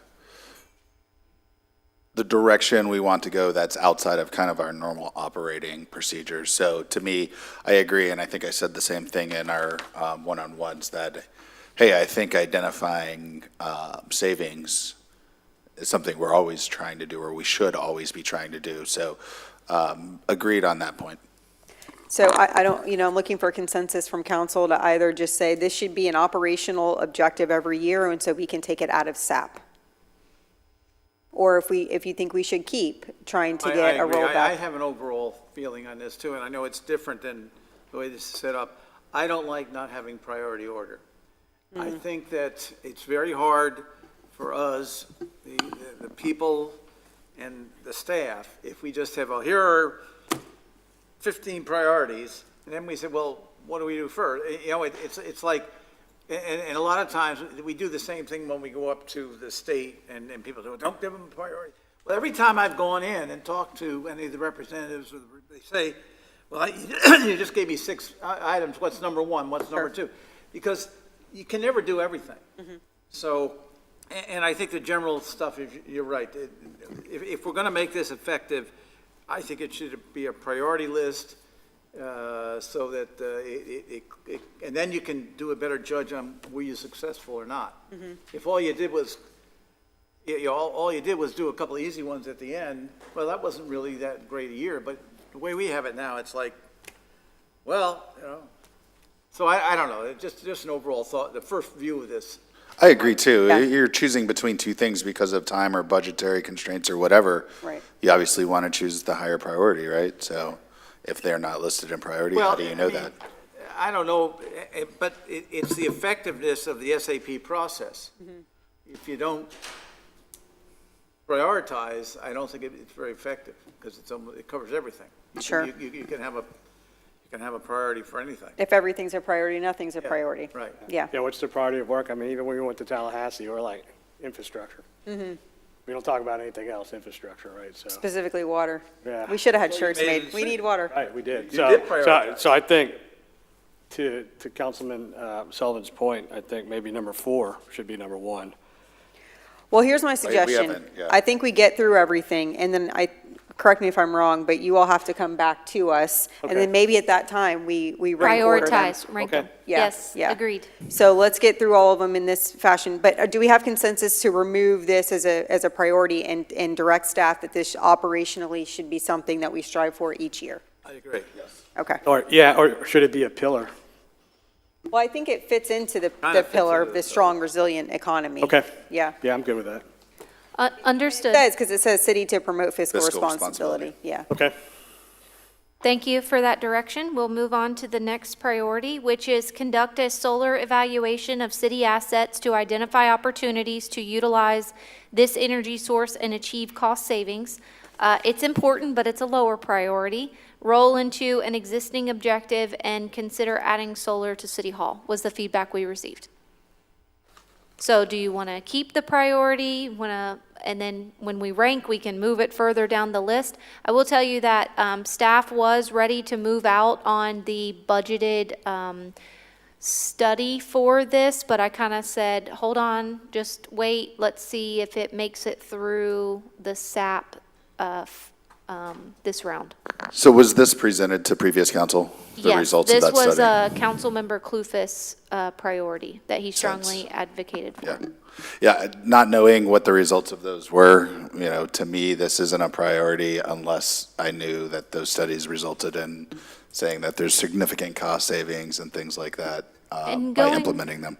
And going back to his goals were to kind of tie this back to arts and culture, so that if we had cost savings on our utilities, we weren't spending money in electric costs, we could utilize those funds for a specific arts and culture bucket. So if you go back a couple of slides to our quality and importance gap, that is rated fairly higher on a bigger gap there. Yeah, if I recall, his objective was to create a dedicated funding source for arts and culture, which we've struggled with in this community for quite a while.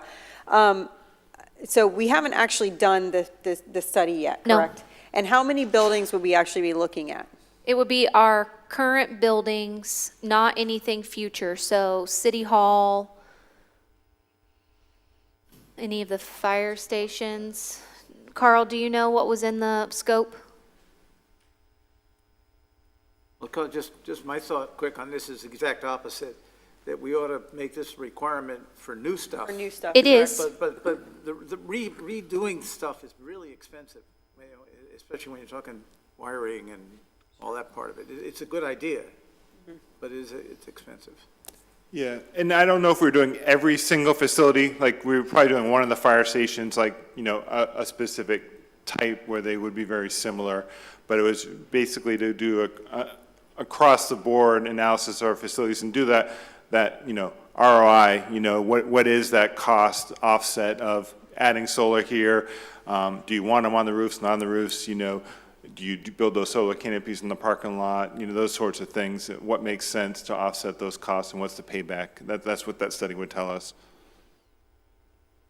Okay, so is there consensus to then, I think city manager, you said it's a requirement for all new buildings? Okay. It is something that we evaluate in the design process because we try and build our buildings to LEED standards, and that is one of the metrics in achieving a LEED facility is a solar analysis. And I think when we did analysis of our Southern Rec Center and our fleet facility that's coming up and analyzed the ROI when we build a new building, I think it's under 10 years, you get your money back. So it was cost effective to do it. Okay. Thoughts? Remove it, keep it, what are we doing? I'd say lower priority, and I'm, as long as we continue to do it for new construction. New facilities. Okay. Yeah, agreed.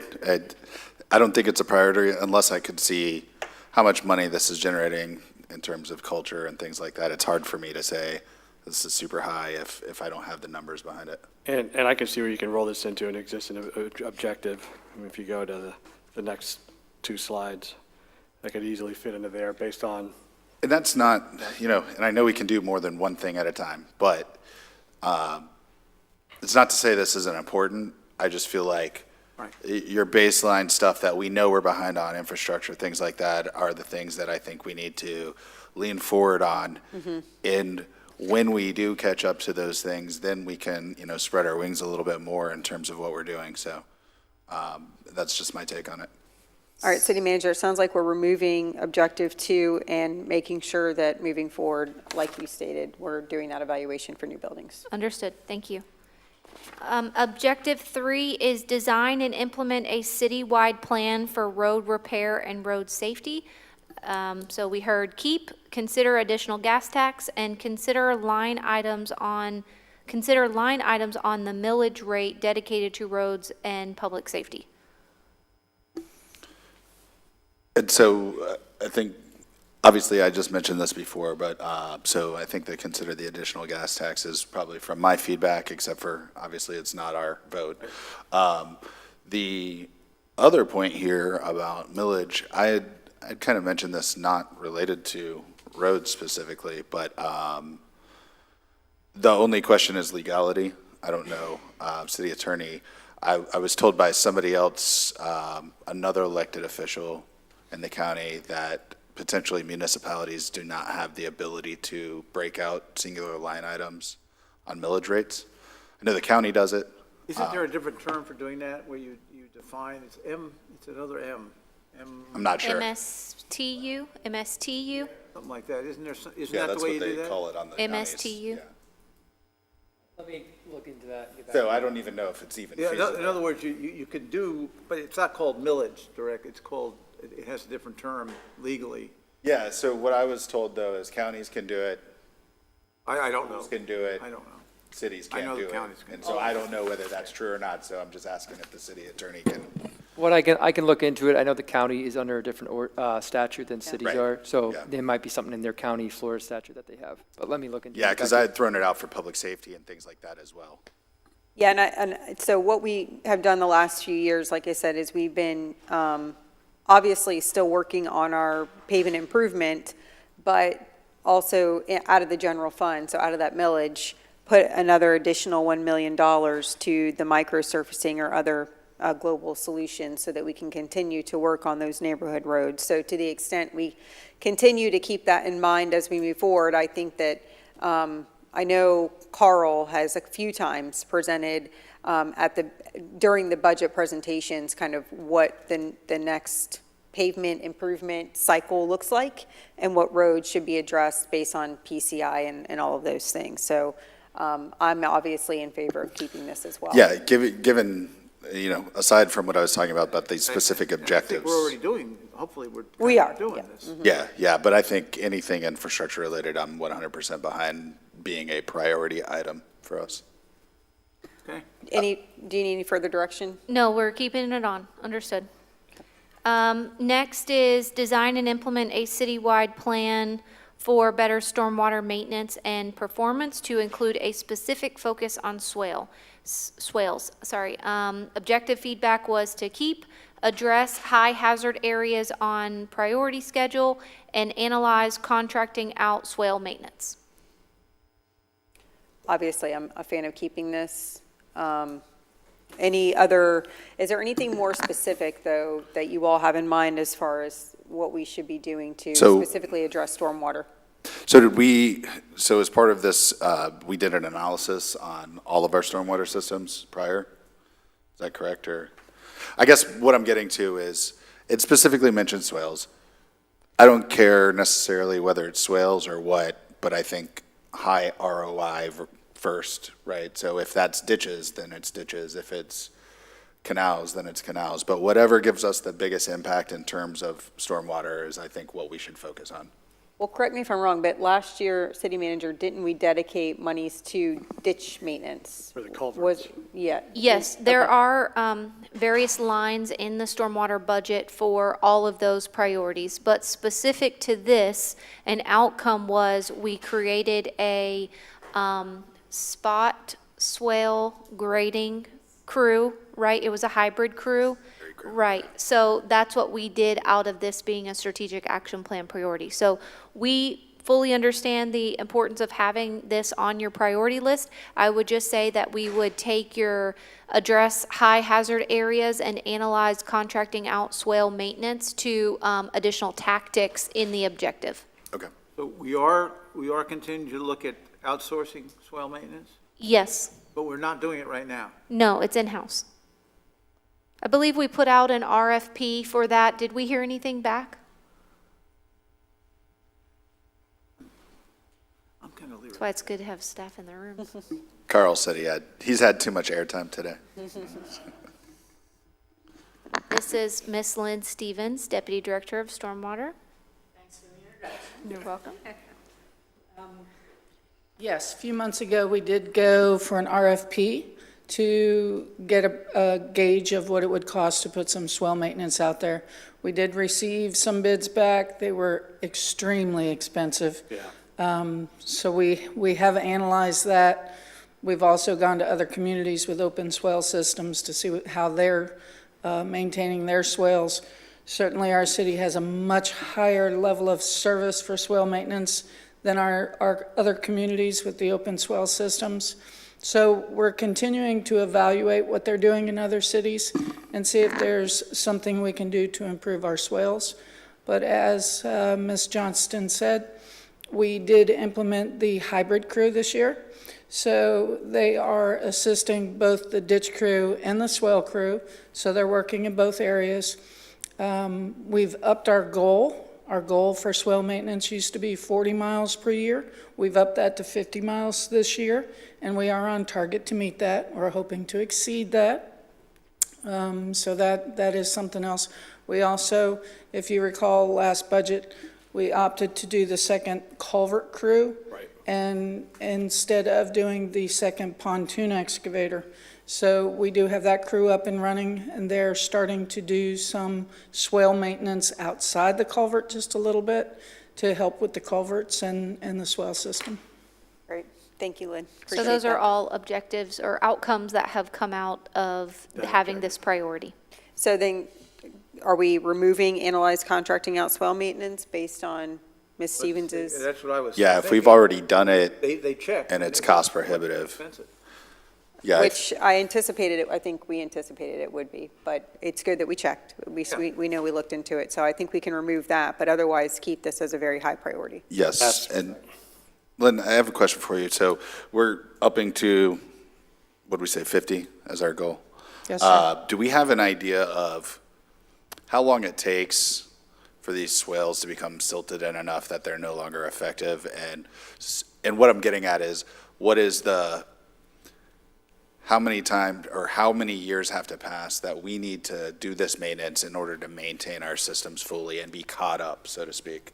Like, is it, you got to hit every swale once every 5 years or every 6 years or every 4 years? Do we know that number? So I think we do not know that number because it actually depends on the topography and the soil types in the neighborhoods. Different areas because they do do it vary. differently, yeah. If you go to some sections of the F section, very sandy soil, swales need very little maintenance. Other areas of the F section have very wet swales all the time, very mucky soil. They require a lot more maintenance. Same thing in the Gotcha. L section. I was just trying to see if we could establish like a level of future goal maintenance that, we know that's where we need to get to. So this continues to be a priority up until that point, then we start meeting that standard, just so we knew what we were going for, aside from just adding to it every year, not knowing what the future end state is. So we're still playing catch up with some of our previous work orders, so we're still trying to get through some of those. We still are about 3 years behind from the current work orders that we have on file. So we're looking at ways that we can go through. We established some thresholds now. We have established that if a swale is not more than 4 or 6 inches out of tolerance of where it should be, that we're not going to touch that at this particular time. It's not on the high priority list. we're going to focus on those areas that We're do have triaging it. significant, Yeah. exactly. Yeah. So then let me ask you this, Lynn, and this is in an effort to see if we do need to add something to this priority. If we're 3 years behind, do we need to look at contracting out a crew or bridge the two, yes, to bridge that gap? Even though it may be a little bit more expensive, just so that we can say, okay, we're investing in getting caught up, and then we're allowing our stormwater to start fresh with a nice clean slate going forward. Surge capacity, basically. Right? And Yeah, I was going to ask too, you said 3 years. When we started this prioritizing swales, where were we then? Was it 5 years? Was it 6 years? Are we catching up, or are we just kind of status quo? We are catching up with the spot regrading, with the culvert crews, with the hybrid crews. We are seeing that drop a little. I think we were, 2 years ago, we were 4 to 5 years behind. Okay. So we are catching up. So that's the question, is whether we're okay with slow catch-up, or if we want to try to accelerate this and bridge the gap. Okay. I just want to touch on that the priority for our entire system is canals and ditches. it is. Yeah, and the streets, right, are, secondary backup if our swales get full of water. They're supposed to hold water. Right, Lynn? That's correct. All right, so, but our residents expect a level of service at this point. And also, I'll just say on the culvert teams, the hybrid teams and everything else, we've made capital investments in those trucks that are pretty significant. So, important, but, I mean, to me, not at the expense of canals and ditches. I don't know if, again, my biggest thing is ROI, right? So, Right. whatever gives us the biggest bang for the buck, it should be data-driven. And so the question, I'm not saying at the expense of any of this, right? I think we have a level of service that is the expectation, and we're catching up. Right. I guess the question is, again, do we want to accelerate that by, prioritizing this over something else that's not infrastructure related? Well, I would like to see what the cost would be. Let's see what the cost is and say, okay, are we going to choose that, or are we going to choose the cost of something else? I think we at least owe it to the residents to know that we have chosen to put, $3 million into I&I versus $3 million into cleaning out swales. At least the research is being done and the transparency is there, that this is the cost, that this is what you as residents want us to prioritize. Would you like that? How about we give you that analysis when Carl reviews the list of other outstanding stormwater projects that could have been done with the loan cost savings? I'm fine with that. Yeah. Is that okay with you guys? Okay, Good. So we'll put that together for you. thank you. Thank you. Thank you, Lynn. Any other comments on this objective? Good? Okay, no, I think we're good. Okay, number 5 is continue saltwater canal dredging initiative. 3 out of the 4 of you said keep. I'm sorry, that's not including Mr. Sullivan. Create an internal, external task force to study and research funding. Create a seawall standard to be enforced, including vacant lots. And I will tell you that this is scheduled for your May 13th workshop with the analysis from Phase 2. And that included some feedback back from Army Corps about maintenance dredging, what the depths were going to be considered at, cross sections, if the Corps was going to recognize the ITT established depths for dredging, all of that. So that is coming to you on May 13th, as well as the feedback from the survey that was done last fall. Yeah, I would like to keep this at least, but at the very least, until we get those results back, because we really don't know what the scope of that dredging is, and we also don't know what our residents, those survey results will be helpful. I think creating a seawall standard is awesome, great idea, because we know that a lot of sediment is going into the canals, creating a lot of these issues, particularly on vacant lots.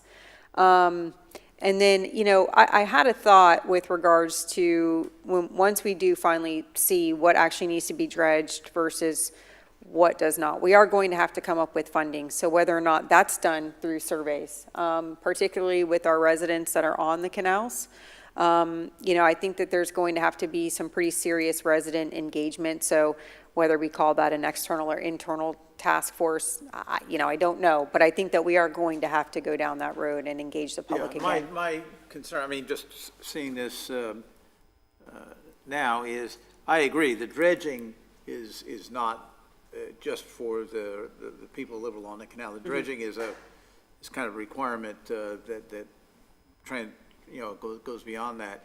But when it comes to the seawalls in back of people's homes, then I say that's primarily the responsibility of the resident. Sure, yeah, I mean, definitely. that's the way I would divide those. It Yeah, is, I think that's the intent here with this objective is essentially a code that requires, you know, certain improvements to be made of a canal adjacent lots, essentially. So we will. Anything else to add? Good?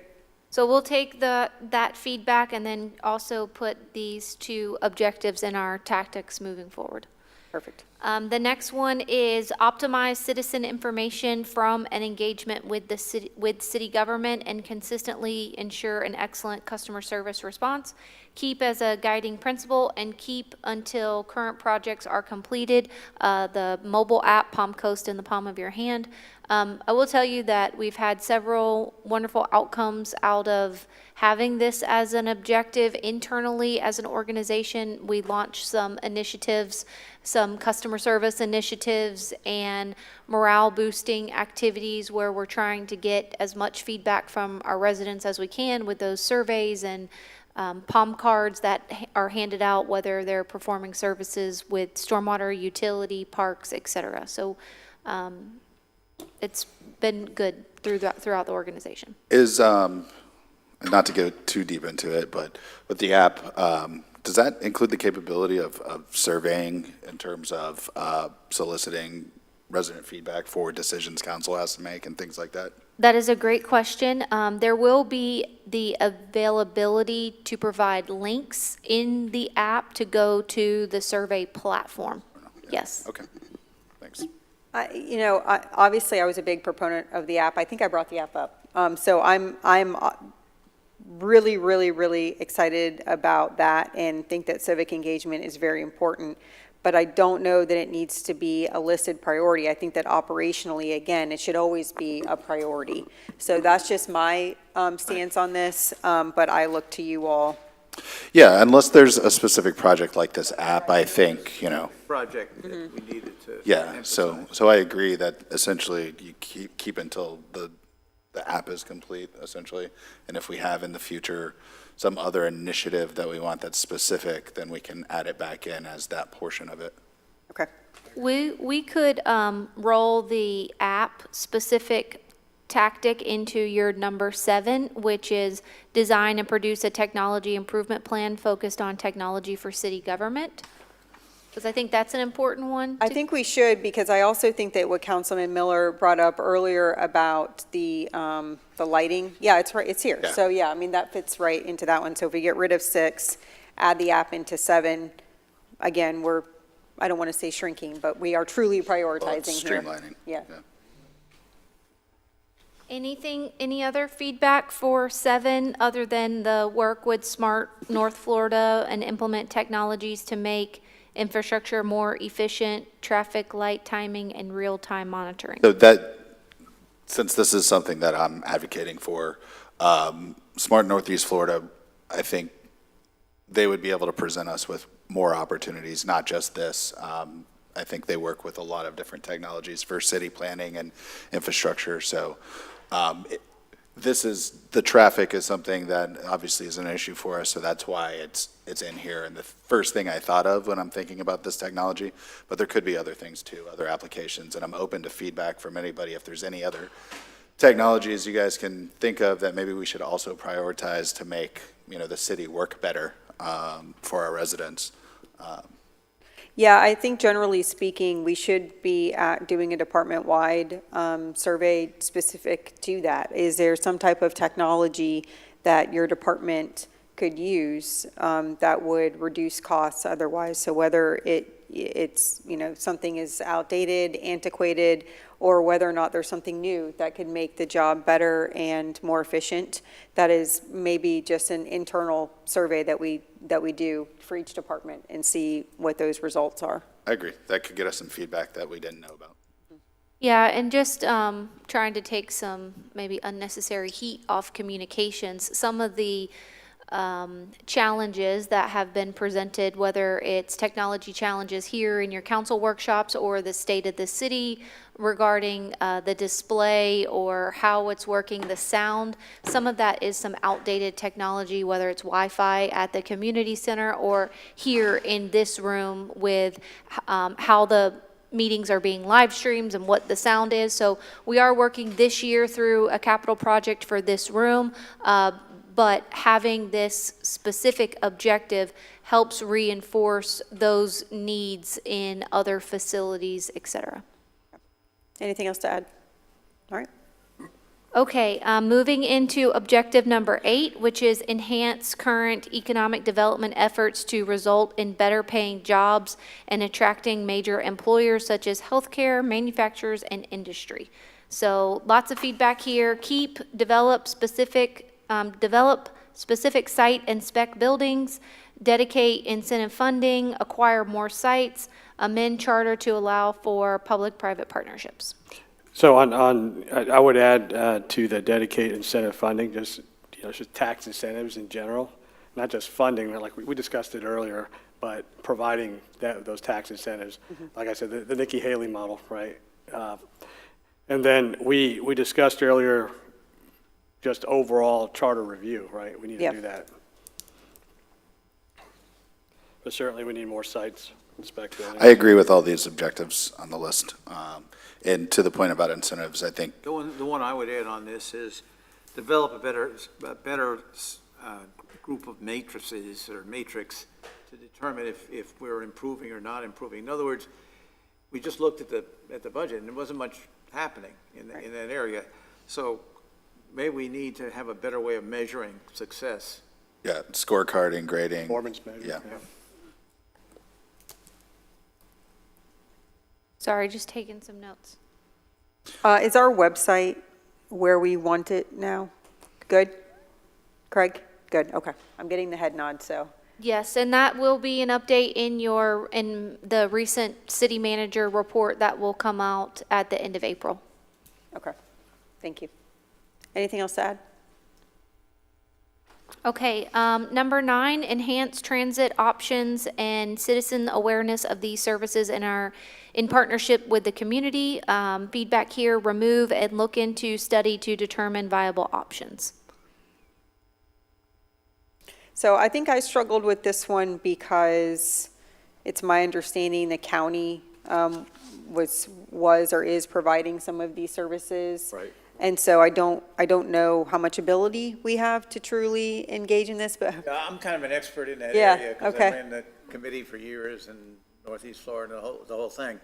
But I think at least make what's available now known better. That's one of the problems. Make people can sign up. It's countywide. We've done numerous studies. Is it time to go to mass transit, some kind of mass transit system?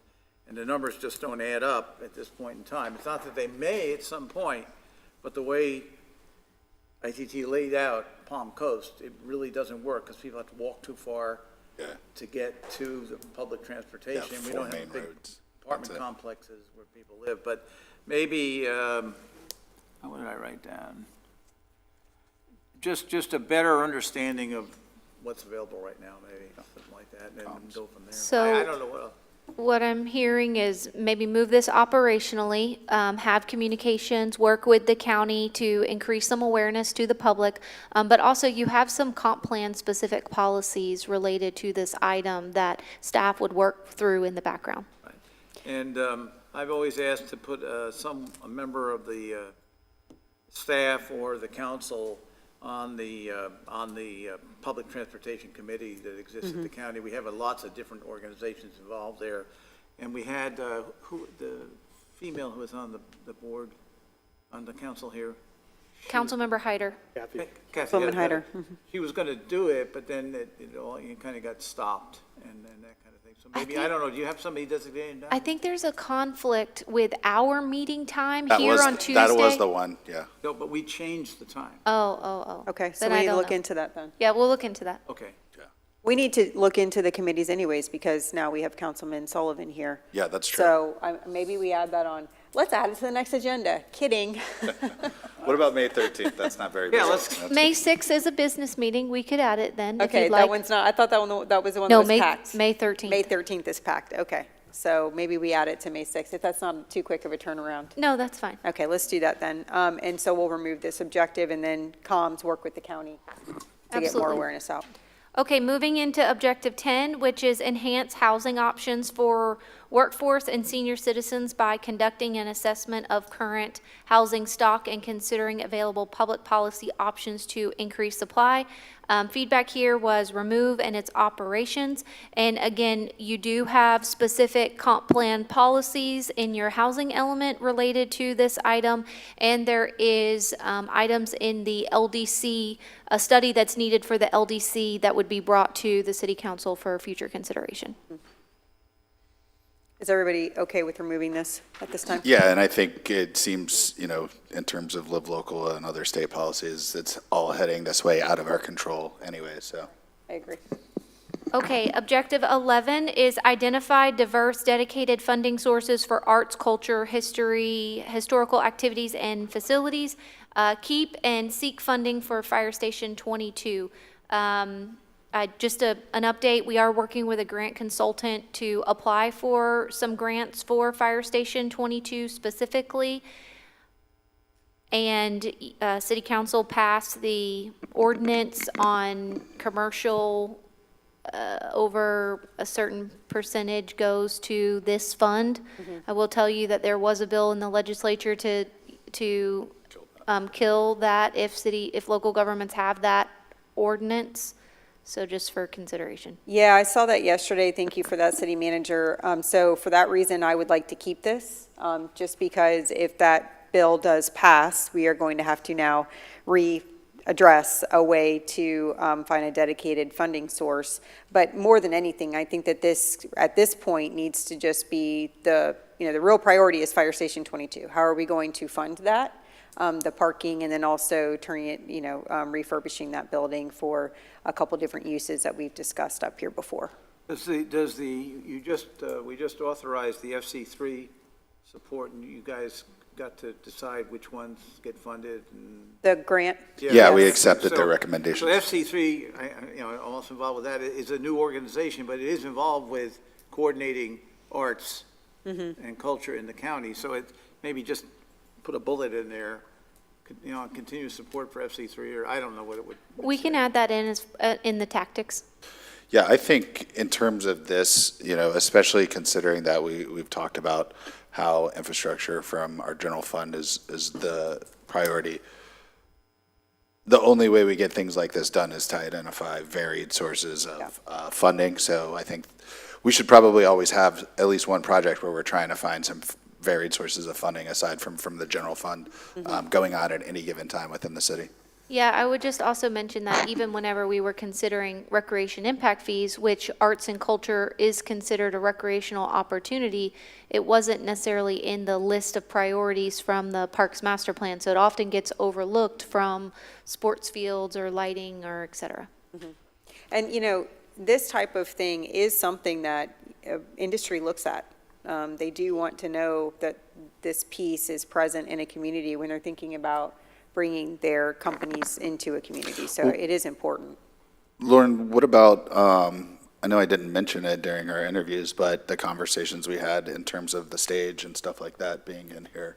Yes, we can incorporate that into some of the tactics. And we yes. can talk about that publicly, right? Yeah. I don't know what your conversations have looked like, so I don't want to start something that hasn't been announced or talked about yet. But the St. Augustine Orchestra approached me and wanted to talk about usage of the stage, and they potentially have some money for upgrades of the facility and things like that. And it kind of ties in with the why and kind of the usage of all that land together to kind of create this atmosphere down Big thing there. about the stage is a permanent roof. Yeah, it's huge. Yeah, no, and they certainly, That's the issue. I mean, if there was I'm not foresighted, but just a roof. over no, top. absolutely. I know whenever there's events it and would stuff make and it- it's rainy, you got to put up a tent and all that stuff. You put the tent up, you always are in the process of thunderstorm hits or Yeah. hurricanes coming. Josh Cruz there was a thunderstorm a couple years back at the stage, and it was a disaster. Not a disaster, but it was not ideal.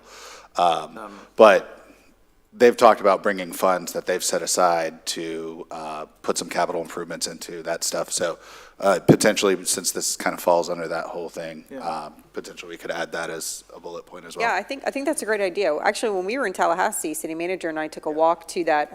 Cascades Park. Cascades Park, yes, thank you. And there was an awesome stage there with the roof I mean, it really was like a good model of what we could have. And so I do think that adding that specifically shows a dedication to really upfitting that and making it a lot more usable. Got good restrooms there.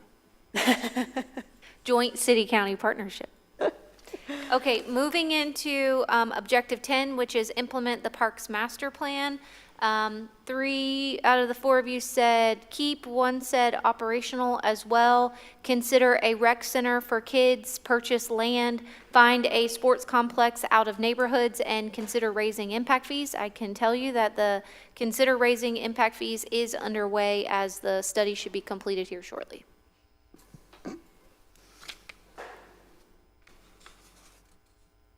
So I think we just kind of talked about this earlier too, right? So we were talking Got a about big plan, fields, so I guess we're following up. strategic neighborhood parks. Works. Yeah, and then Yeah. obviously we're going to review impact fees, or at least my intent is to review and potentially raise impact fees every time they come. Yeah, I think my issue, I want to obviously keep this, but I think we do need to drill down on the priority itself. And this is just something to maybe think about, we don't have to figure it out right now.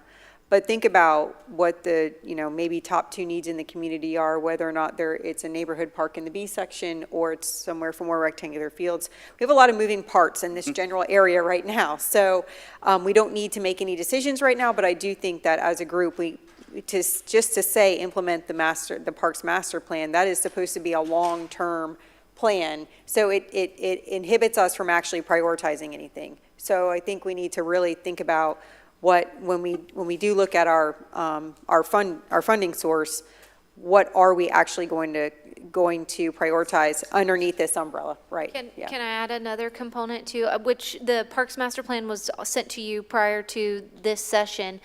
There is an operational component of the Parks Master Plan. It says that we are behind in our parks maintenance staff for level of service of what we should have, and not only us, but the county as well.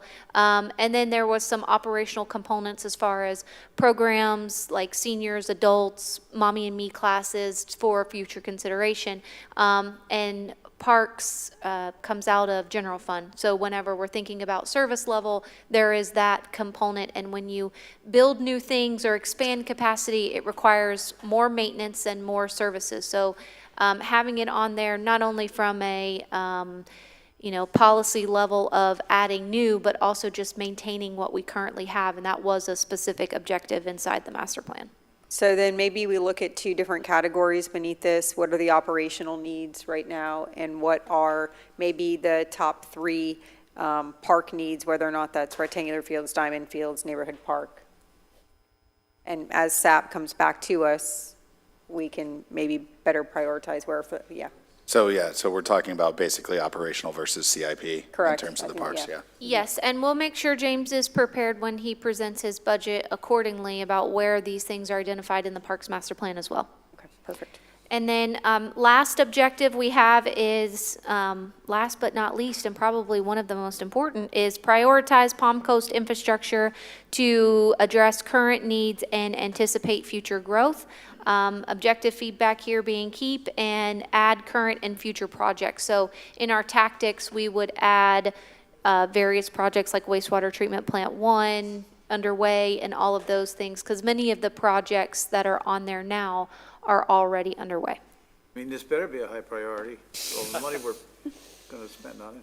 Right, yeah, and again, I mean, obviously, I think this is a no-brainer as far as high-level priority goes, but do we need to drill down a little bit more? Do we need to say, in each department, these are the top 3 prioritized infrastructure needs, and then that can help us more focus where monies go? I don't know if that's the direction, but just to say we're going to prioritize infrastructure, I mean, that's like a tagline, duh. It's generic, You know, it right? is generic, yeah. So, I mean, let's really tax ourselves here to, you know, decide what we're going to stay really dedicated to, Yeah, we saw a bunch of projects today, right? right?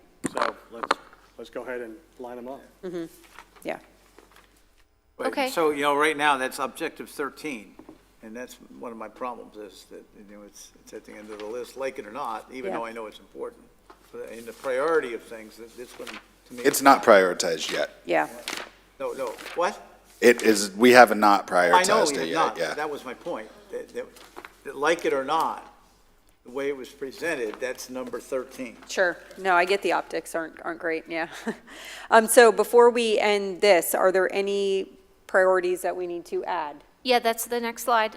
These were what we heard feedback that wasn't on the list. So form an Office of Risk Assessment. 2, quality of life for essential workers, raise median pay for workforce, first responders, teachers, nurses, tradesmen. Cost recovery on recreational facilities, SRC, golf and pool. Create a charter review committee and hire a utility director. So I think creating a charter review committee is probably, should be on there. I think we've already gotten consensus to start the charter review process. Right. Right? So I would say that this is already, by virtue of us voting on it, one of our priorities. Some of these I look at as operational. Hiring a utility director, I think that's operational. I don't think it needs to be in the SAP. Cost recovery on the recreation facilities, again, you know, to me, SRC, that's not the goal. Pool's never going to happen. That's an active utility. The golf, I think, is kind of, we're underway there. So I don't know that needs to be added into the SAP, but I look to you all. I'm interested to hear the quality of life conversation for essential workers, and then the last one, form an Office of Risk Assessment. I think that's kind of already underway too, being that we're doing that not feasibility study, the audit. What was the operational audit that we have underway right now? We just looked at RFPs for that. Right, your Yeah. risk and efficiency assessment. So on new priority number 2, I did give some direction to Ms. Fuller about including a salary survey for our organization, just to make sure we are in line with where we should be in essential services like utility, fire, a lot of our tradesmen, boots on the ground, and just to see where we stand with other municipalities, and then evaluation of our pay plan and structure. So that is going to be in consideration for the budget for next year. I see there's teachers and nurses in this list. And so I guess my question is how would we affect that in any way? Yeah, we It's can't. not us. Just our people. Yeah, right. Or tradesmen. I mean, Gotcha. Great. Yeah. Yeah. I think theoretically, in order to have a very successful community, we should be thinking about how we pay our first responders and our other essential workers, rather than bringing in more affordable housing because the median income is lower. I think a successful community needs to be built on better paying jobs, better industry, and giving our first responders, to the extent we can afford it, obviously we have to keep budget in mind, those competitive wages so that we don't need to bring in a bunch of affordable housing. Conceptually, that's what I would prefer in a community. So I agree. I think public safety is the backbone of any city, government, whatever you want to call it, community. If you don't feel safe, nothing else matters. So 1. 2, the concept of, yes, instead of creating affordable housing, create an atmosphere where people can afford the existing housing Correct. is more important. And so I agree with those 2 points. So yeah, I think we should always be looking to retain and improve our personnel in terms of a public safety standpoint. because they have the experience, the local experience, and we don't want to be losing those people to other areas because they're able to offer more. So that's my standpoint on that. I had advocated to city manager, and that's where kind of that millage or breaking out the millage, just the concept or the thought of whether we should break out public safety from the rest of the general fund. And I think that it becomes an It'd easier. be like 80%. It's like 46 It's a or lot. something, right? I know, every time you say that, the number gets higher. But it feels like. I know. But I think to that point though, right? The argument made by the public is, hey, don't raise my taxes. And we know these types of services specifically are becoming a higher and higher percent of our budget. And so it's driving those potential tax increases or the shrinking of budget in other areas to be able to do that. And so breaking it out to me says, I can say, hey, I'm not raising your general fund costs at all. We'll keep that the same. But if I have to, are the residents okay with increasing the public safety millage only, so that they know their tax increases are going only to fire and police and those things, because I think they would support that, to ensure that they have safety. So I don't think this is mine by any means, but I think the concept of trying to find a way to make it easier to fund these types of things is something that would be a priority of mine. So when it comes to, quality of life for essential workers, so we as a council voted on, two items. One, we updated our policies with regards to the retirement plan for our fire department. We passed the POMCO's HEROES Act, right, with regards to those of our city employees that are twice the citizen. And so I think if we can find other areas that we can continue to, it may not impact everybody, but for those that it does impact, it's a big deal, right? And so I think it's, an opportunity to provide continuous improvement and quality of life for our employees. Yeah, I think specifically those who, are working in some less than desirable working conditions every day too. And we have quite a few of them. So we need to make sure we're not a training ground. We're not losing good experienced people to other municipalities that are paying more. And we're talking about fully burdened, so including all the benefits and all of those things is really important. Right. And salary and pay and benefits is only one piece, right? So we're also looking at various ways to, look at our culture assessment, how we're performing among other organizations, other cities, so that we're creating a culture that people want to stay here and grow in the organization. And it's good for succession planning. And by the way, hiring people is super expensive. So to the extent we can retain people rather than being a mill or a revolving door, it ends up being more cost effective. Okay, so where are we landing on one? We know that we have the audit underway right now. Do we add this as a priority in order to keep that moving forward, or how do you all want to do that? I would wait and see how the risk assessment goes, and then get some feedback back from that. And then, we have a risk manager who is doing risk management in the city. So, I think we need to fully bake out that option, work with you guys on what that means, what you're looking for as far as efficiency and risk. So maybe after the assessment is done, then we can create some sort of division or operation part of the organization.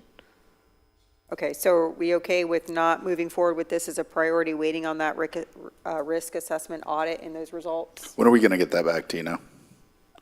You have to complete your evaluations. So has everybody completed their evaluations? Yes. And then? I'll do that homework as soon as I get home. You knew the answer to that. I mentioned that to you this morning. Tisk, tisk. The reason why I was asking is because we're adopting in June, right, these priorities? Right, but then we have to budget for them. So the current risk assessment isn't budgeted right now, so we don't even know what the costs are going to be. So we may need to just include that into the budget for next year, so it would start sometime next year.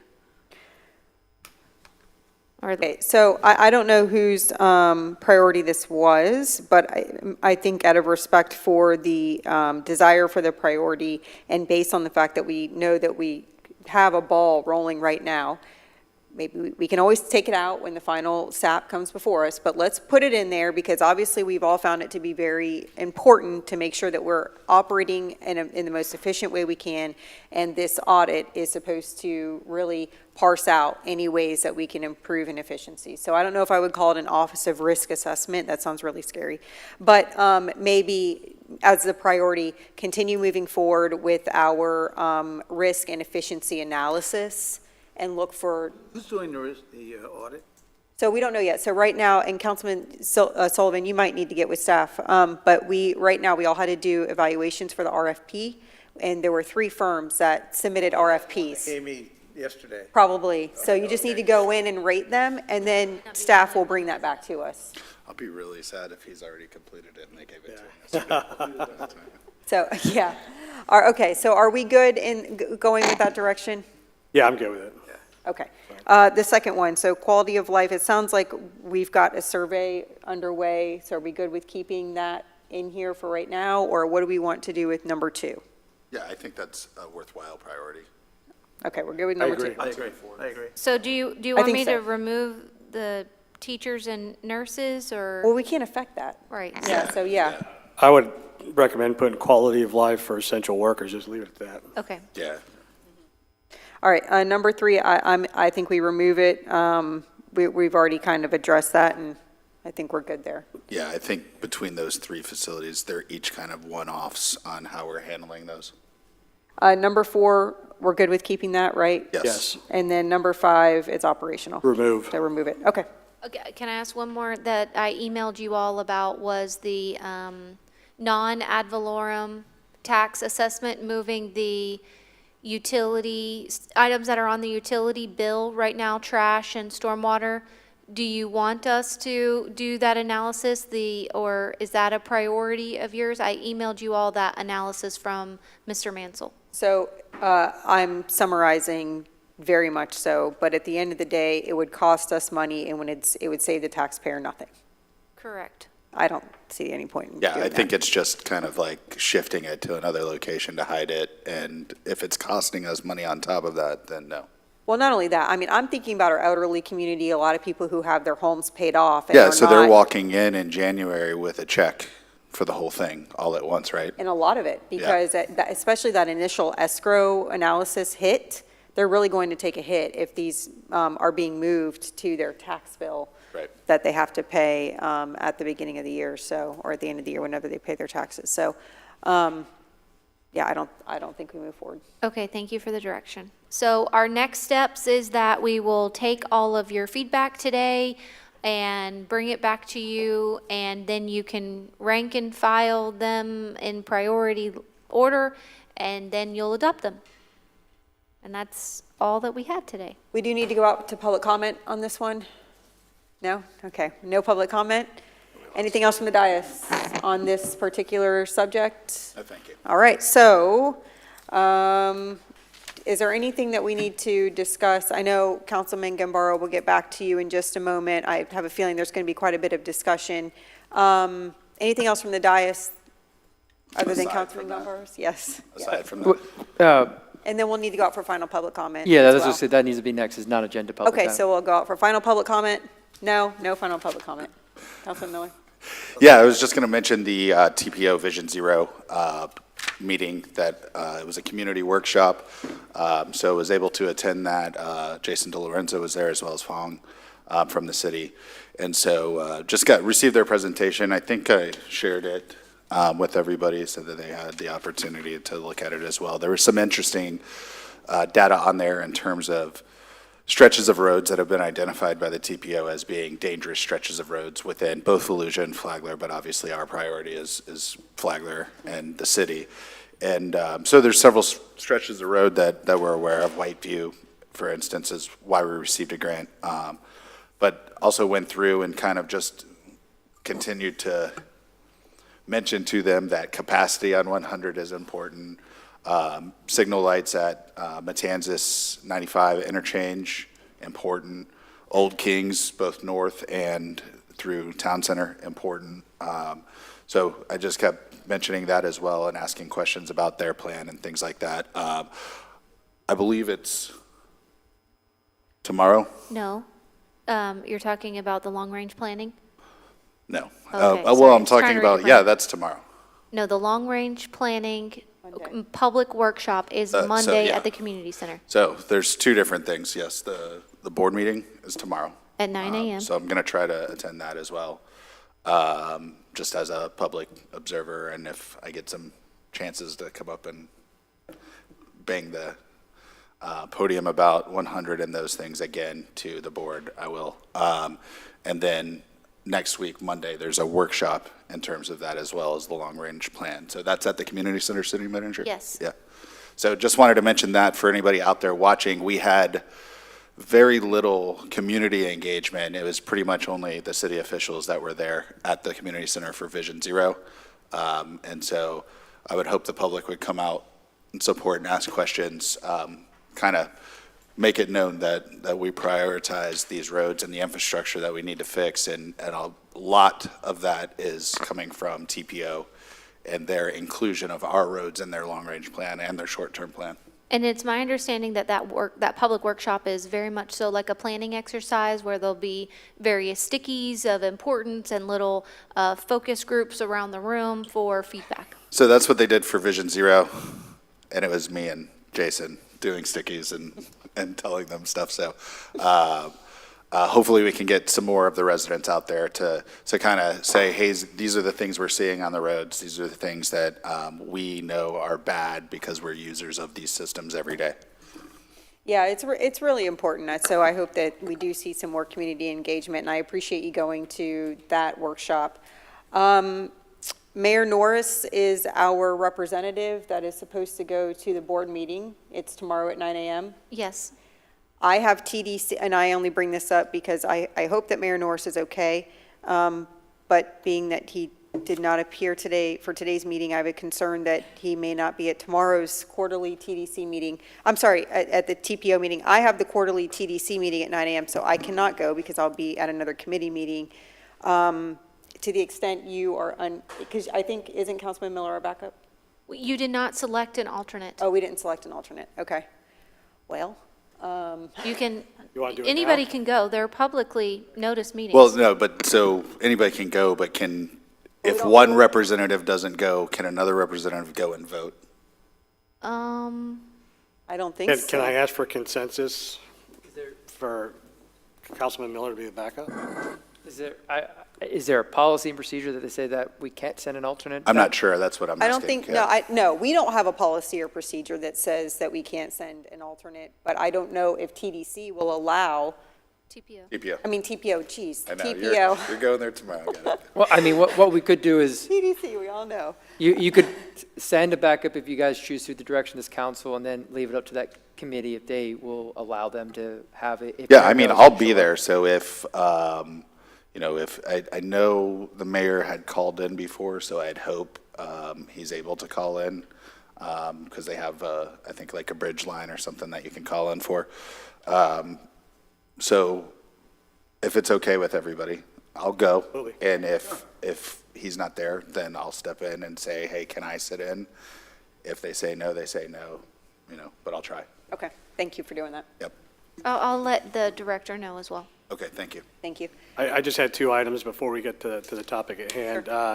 One, look forward to sitting down with our city manager candidates on Thursday, so that look forward to that most of the day. And then I look forward to Congressman Randy Fine's visit here to City Hall and then out to the wastewater treatment plant. So hope you guys can join us. Yes, I'll be there. Anything from you, Councilman Sullivan? nothing. Okay.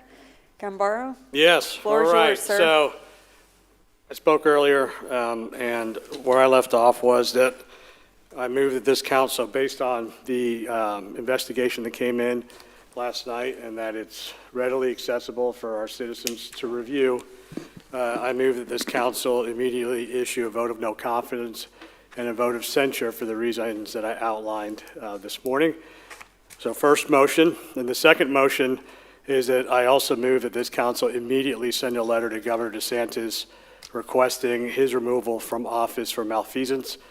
And I ask that this letter include signature blocks of those on this council that choose to vote in favor of this motion. Discussion? So we got two motions here, so let's handle the first motion first, I would say, because, great, Mr. Gambaro, you made two motions there? I did, yeah, so I made the first motion. One is for no confidence and censure, And censure, and then the other is for the letter. letter to the governor. So we'll start with the no confidence and censure. So point of order, at a workshop, can a motion like this be voted on? And theoretically, workshops are for workshops and not for motions, but there's no case law and there's nothing in our policy and procedures that prevent you guys from making this. Normally, you guys bring motions at business meetings, but nothing in your policies and procedures say that you can't bring a motion. It's good practice to do it at business meetings and normally not at workshops. Okay. May I make a suggestion? I think in order to have discussion, because you need a second for discussion, so, Do I have a second for discussion? well, what I was going to suggest is that maybe we, in more of a general way, discuss the investigation findings, and as a group, maybe come to consensus as to what we're willing to do moving forward, because we could run into two issues right now. One, whether or not a motion is proper at a workshop, and two, if anybody is not ready to second based on not having the investigator before us yet, you may not get the robust discussion you're looking for. I mean, I'm certainly willing to second this. I think. Okay. I think there's a portion of this that's it's time sensitive, right?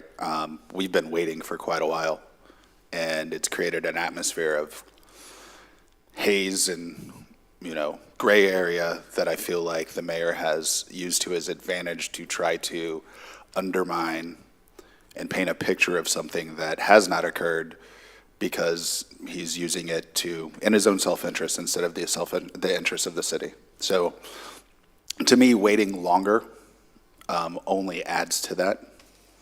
I understand what you're saying, that important issues kind of should be agenda'd and, have time to formulate opinions, but at the same time, we've known this is coming. We received the findings yesterday. I would assume, and you could probably speak to this, Vice Mayor, that a lawyer that's prepared a briefing isn't going to deviate much from the findings that he presented in his briefing. So we probably know 99% of it, that we're not going to get from asking extra questions. I do also understand that potentially having him present it publicly would, alleviate some of the concerns about the public knowing everything and things like that. Do we have, are the findings publicly available? City Manager? Per a public records request, yes, anybody can request them. They're not publicly on our city website or any of that. Did any of the media sites I think publish Flagler them? Live I know included. Pierre Yes, typically there were publishes several documents. public records requests, and so we sent the information to our local media outlets regarding. Yeah, I'm just not sure if he put it on his website, but did you see that? I think he included a link in the story that he did, Okay. yeah. Yeah. Got you. So all the information's out there. To me, and obviously this is going to be part of the discussion, is what's the harm being done? And, that to me is the interest of the entire exercise is, there's harm being done to our city every day. Did we ask for this? No. But it's our responsibility to follow through with what we think is the right thing to do. So I would like to discuss it and move forward. Okay, so we have a motion on the floor and we have a second, so we'll open it up for discussion officially at this time. Councilman Gambaro, it's your motion. Would you like to start? Well, I can reread my words, but Just so I know, this motion is This motion is for vote of no confidence and censure. in censure. Okay, no confidence censure, okay. Yeah, so the highlights are, in short, the accusations that led to the investigation have been substantiated and are extremely concerning, especially the substantiated finding of malfeasance. And I'm truly disappointed with the mayor's behavior, the wild accusations against this council, members of our city staff, which has been clearly documented, and members of our community without any facts supporting his claims. Some examples of these were the Flagler Buzz interview, where he gave all of us the middle finger, the State of the City address, which was an embarrassment, and other many situations. His insistence on continuing to bring up past resolved issues in a negative fashion versus looking towards the future in a collaborative manner with this council and our residents is not in anyone's definition of executive or strategic leadership. In my assessment, in a very short amount of time in office, the mayor has managed to divide this council, divide our community, and tarnish the image of this great city. So, for these reasons, and it's well documented in the investigation, is the reason I made this first motion, and I'm going to ask for consideration for the second motion. So I have a brief statement and then, some more discussion probably. So I was very disappointed by the findings into the mayor. The findings outline repeat violations of the city charter, not just once or twice, but multiple times. A pattern of inappropriate and profane behavior, and an overall disregard for the responsibilities of his office. As a veteran specifically, I was trained to lead by example. Believe the Marine Corps is kind of the best university in the world for leadership. And I was taught to conduct myself in a manner above reproach, which means that you try to stay above any level of scrutiny because you know that that's possible. Respect isn't demanded in leadership. It's earned through integrity, accountability, and how you treat others. And so I believe the mayor's actions fail that standard.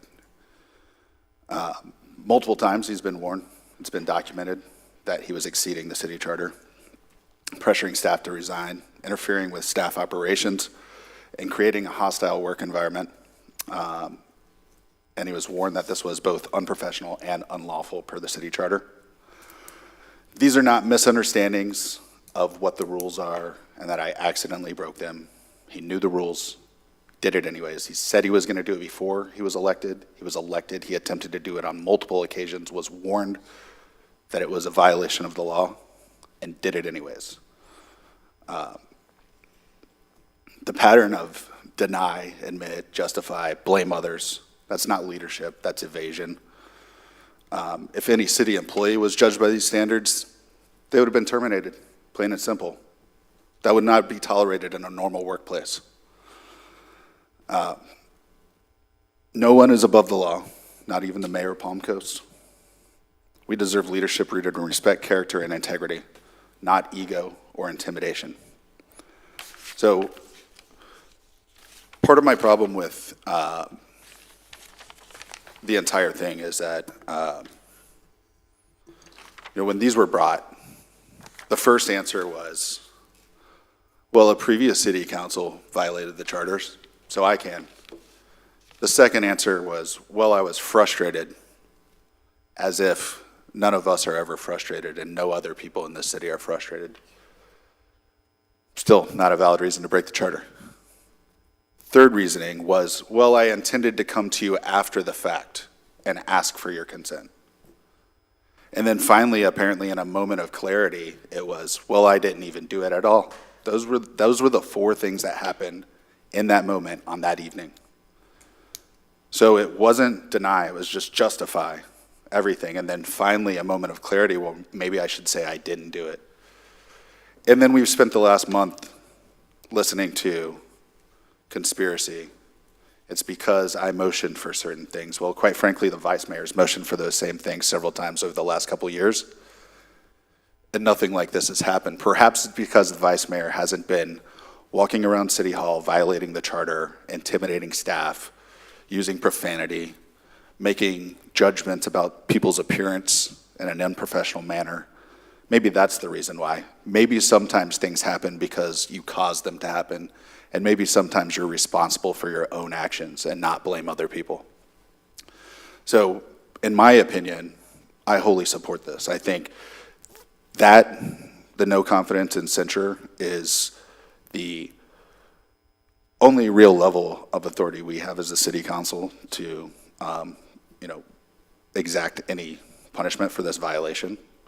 And I would advocate that allowing someone to do this only erodes any other council person's power, right? That basically says that your position should not exist. If we don't act in some way, then the result will be that any council member can just violate the charter at any time, right? And we can continue onwards without, any punishment, right? There's no punishment for the misdeeds, then anybody can do it, right? And so I think I agree that we should confirm this vote of no confidence as well as the censure and move forward. I think it's vital to our city to get back to doing the work of the city instead of participating in a sideshow that's been occurring for several months now. And we can see, obviously, I'm assuming the mayor is okay and there's no problems. And the reason he's not here is because he doesn't want to be here and he chooses to not be here. But we've seen that the mayor has not been doing the business of the city since this started. And so if he's not doing that, what is he doing? Why is he here? Thank you, Councilman Miller. Before I go to you, Councilman Sullivan, I did text the mayor to see if he was okay. I have not heard back. Have we heard anything from him? No, ma'am. Okay. Councilman Sullivan? Yeah, as the new person here, I have read the report. It came to me last night, and I agree with the comments. I wasn't as involved as the rest of the council has been, but it's clear that, I look at it as the difference between the mayor and us is he has that title, mayor. He's supposed to be the kind of the front person for the city. To be, I mean, that's the one thing, he gets one vote like all of us and so on and so forth. But the little difference is he gets elected citywide for the job. But he's not doing that job. He's actually having a negative impact on Palm Coast right now, not a positive impact. And he doesn't seem to understand what his proper role should be. Now, the other stuff, I would class it, rather than go into the details of my old military background and all that, I think what we have here is a coarse bully. And that's the way I describe him. He's acting as a bully, and usually that's the sign of somebody who has an inferiority complex and has to kind of strike out to show leadership or what he thinks should be leadership. So I think there is a problem. I think he has demonstrated it over and over, and therefore I have no problem in supporting this particular motion. I just push back on there's a misunderstanding. I think everybody understands exactly what their role is. I think one person believes that those rules don't apply to them because it's been communicated 100 times, right? And so it's not a misunderstanding of responsibility, even though it is our responsibility to know what our roles are. So that's not a very good excuse either to break the rules because you didn't know the rules. I'm not saying that that's what you mean. I just want to clarify. The way he acts would indicate that he doesn't understand what his role is. Right. No, I got you. I just want to clarify that this is willful. This is not an accident. This is done on purpose. Okay, thank you for those comments. Since this all began, I have been very silent on the whole situation. I wanted to wait for the findings of the investigation before I cast any aspersion or judgment, or really before I formulated any type of opinion from a factual standpoint. And I was hoping that the investigation would ferret out kind of what you were alluding to an extent, Councilman Sullivan, was that maybe there's a lack of understanding in that some of the things that were said and done were because of a coarse sense of humor or, just kind of rookie mistakes, things of that nature. And unfortunately, what the investigation shows is that that is not the case. Mayor Norris took repeated actions that are in blatant contradiction to what our charter allows for. And I have a grave concern about that because, to the points made up here already, if we allow this behavior now from our mayor, then what will we allow in the future? And so from that standpoint, I have some grave concerns. When the media reached out to me last night and asked me what my opinions were on the findings of the report, I don't know who reported it, might have been Pierre. I said I am truly sad for this city, and that is that was my very first gut instinct response. I am sad for this city because this is not good for the city of Palm Coast. We've already seen its effect on the city manager search, what it's done. I guarantee you people looking from the outside in who are looking at possibly investing in our community, moving their business to our community, moving their families to our community. These are not things that a investor in the future of Palm Coast wants to see. They want to see stability. They want to see predictability. This type of behavior promotes neither of those things.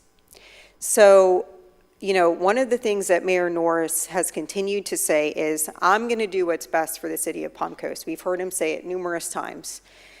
And maybe he genuinely thought at one point that the actions that he was taking were in the best interest of the city of Palm Coast.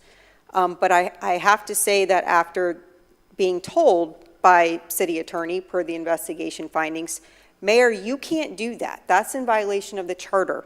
You need to take this to the board. You need to get consensus for these types of things.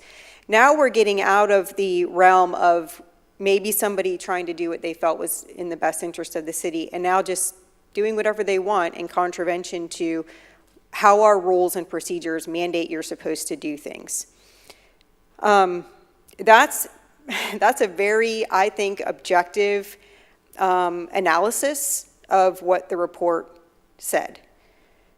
Now, getting into my opinion of how we need to move forward and why, I don't think that this is what the voters of Palm Coast genuinely voted for. The voters of Palm Coast did not vote for a dictator. The voters of Palm Coast did not vote for a mayor to come in and disregard the rules and the procedures set out in the city charter and not want to work with the board as a governing body, because that's what we are. We are a governing body and a republic. We are not part of a dictatorship. If we were in a strong mayor system and the mayor had the ability to take certain actions unilaterally, this would not be a conversation, but that's not the system that we're in. And somebody who doesn't mind that is a problem. If any one of us did the actions that the mayor took, I would expect the same response. And I think, when we look at the way we govern from up here, everything has to be brought to this dais. If we have an issue, it gets brought to the dais, we get consensus from each other to move forward. If there's an issue that we see, then we bring it up at the dais and we say, do I have consensus to look further into this? That is what a governing body does. It provides transparency. It lets the public know what we're looking into.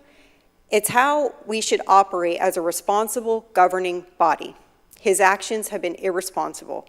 They have not been in comport with what we're supposed to be doing as that governing body. And I have a really big issue with that because there have been plenty of times during city manager meetings when I've said, man, I really want to do this or that. And you know what the response always is? Great, bring it up during comments and get consensus from the board. And you know what I do? I bring it up here and I get consensus from the board because that's my job. I feel that what the mayor has done is the act of a coward. If you want to, rather than bring issues to this board and discuss them in a public forum with the rest of us, that is what a leader does. That's what a member of a governing body does. to call secret meetings where you're going to try to unilaterally get somebody to resign, which is just a euphemism for fire, and preface the conversation with, this is a one-way conversation, I think that's the act of a coward. To me, that's equivalent to a keyboard tough guy sitting on their computer behind a Facebook profile, making comments on something, and not coming to city council, standing at the podium, and trying to resolve things with your council. So I have a problem. I don't think that the actions that have been taken actually benefit the city. I was really taxing myself in the middle of the night last night, because this kept me up, thinking, what has the mayor done, because he's continued to say, I'm going to do what's in the best interest of the city. What have his actions actually done for the city? Is he doing good work for the city? Because at the end of the day, that's the question. Is he doing the job? Is he able to get things across the finish line for the city? And I don't think the answer is yes. I haven't seen what these actions have done to improve the city of Palm Coast and to benefit our voters and our residents, and I have a problem with that. From a human element, I'm sorry to the people who have endured some of this treatment. It's not fair, and I was pretty sickened to see some of the things that were said to certain members of our staff and to some of our residents. And so for that, I apologize on behalf of this board. I do want to say that I have a problem with the future ability to perhaps be able to do the job. I know that the mayor has not had his standing meetings with city manager over the last month. That's a problem. The state of the city was rough. It's my understanding that, you know, we all kind of had a script, or I won't say a script, but a program that we were supposed to abide by for the state of the city as far as formalities and things like that. And that wasn't followed. There was quite the introduction from the mayor, and then I had to follow that, and that was very hard. And city manager had to follow that, and I can't imagine that that was easy. And then today we come here, and I hope that the mayor's okay. I hope that from a safety perspective, there's nothing wrong with him, and that he did not show up today simply because this investigation came out and perhaps he didn't want to show up. But that affects people, because I didn't get a heads up. And so I'm thrown into, well, you've got to run the meeting, and that's fine. That's, as vice mayor, that's what I signed up to do. But I say all this to say, there's an inability, I feel, to effectively do the job if we don't get past this somehow. And so I have a concern there. The last thing I'll say is there's been repeated allegations and repeated statements on social media that this has been a witch hunt. And I have a really big problem with that. And I feel myself getting hot, because not only does that impugn the integrity of the people who have had to endure some of this treatment, some of the people, if you think it is easy to go to HR with an HR report as an employee, you are sadly mistaken. It is very hard. I have been a boss and I have been an employee, and to go to HR for any HR issues is not an easy task. There are fears of retaliation. You feel weak, okay? It's not something that's fun. I can guarantee you, I know it is not something that our staff members wanted to do. So for them to bring forward these allegations and then be told that these are, quote, trumped up HR charges is abysmal. That is not behavior of a leader. And so for those who are on social media saying, oh, this is a witch hunt, because the mayor said during State of the City that these are trumped up HR charges, which now via this investigation report and these findings we know is not true, is quite disturbing. And to Councilman Miller's point, you know, twice from this dais since I've been on this board, I've moved for a moratorium for different reasons. And trumped up HR charges haven't been filed against me. I have probably cost developers in this community millions of dollars. Now, I've done it legally from my votes. I've made legal votes that have affected their bottom line. And they didn't write a report about me, knock on wood. I have there are certain members of this community from a developer and builder standpoint that have openly criticized me for not voting for density increases and zoning variances and things like that because it doesn't allow them to increase residential density.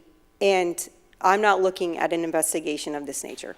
So to say that this was done in retaliation for those things is completely unfounded. I agree that something needs to be done. My hesitancy with doing it now, prior to the investigator coming forth and presenting the findings, is he's also supposed to present recommendations of how we move forward. And I don't know what all those recommendations look like. I still would like the investigator to come here and present those to us. So I understand the motion. Conceptually, I support some type of reprimand or, but I don't know what that bevy of options looks like, and I don't know what the likelihood of sending a letter to the governor, for instance. Like, I don't know what that end game looks like. I don't know if there would actually be real action the governor would take, and so if it's going to be an act of futility, I don't know if it's worth it, just because it's just another thing that's not good for our city. So I know that's not the motion that's pending, the governor letter, but with regards to the other action. So those are just my thoughts. I know we have to call a vote, and obviously I'll let everybody respond, but those are my thoughts on the investigation at this time. Vice Mayor, just so, the reason I broke it up into two motions, one, action that we can take. The second motion is an action that this body, this council is requesting of the governor. He may or may not do it, but we're on record for saying, we don't approve and of all the things that are outlined in the investigation, and, it is our recommendation that you do it. It's up to the governor. And so, the first motion, again, are actions that we can take and a recommendation going forward. Yeah, and sorry, were you done? Go ahead. Yeah. To the point, the recommendations are in the findings as well. I think there's kind of like a laundry list of things that some are more viable or cause more action than others. I would also advocate that I don't know to what extent we can change our policies and procedures, but it's recommended in there that we give ourselves some more bite to hold ourselves responsible, because right now it's rather vague that we can only censure and potentially refer to the ethics committee of the state and the governor. And so I would also advocate that not now, because we can wait till that presentation actually occurs and I can make a motion for it then, that we review and revise some of our policies to provide actionable consequences in cases where somebody is violating the charter in a malicious way or a willful way that reaches the level of malfeasance. So I'd like to do that as well. To your point before about state of the city, Vice Mayor, I wanted to thank you publicly for your leadership there. Someone needed to step up, and you did.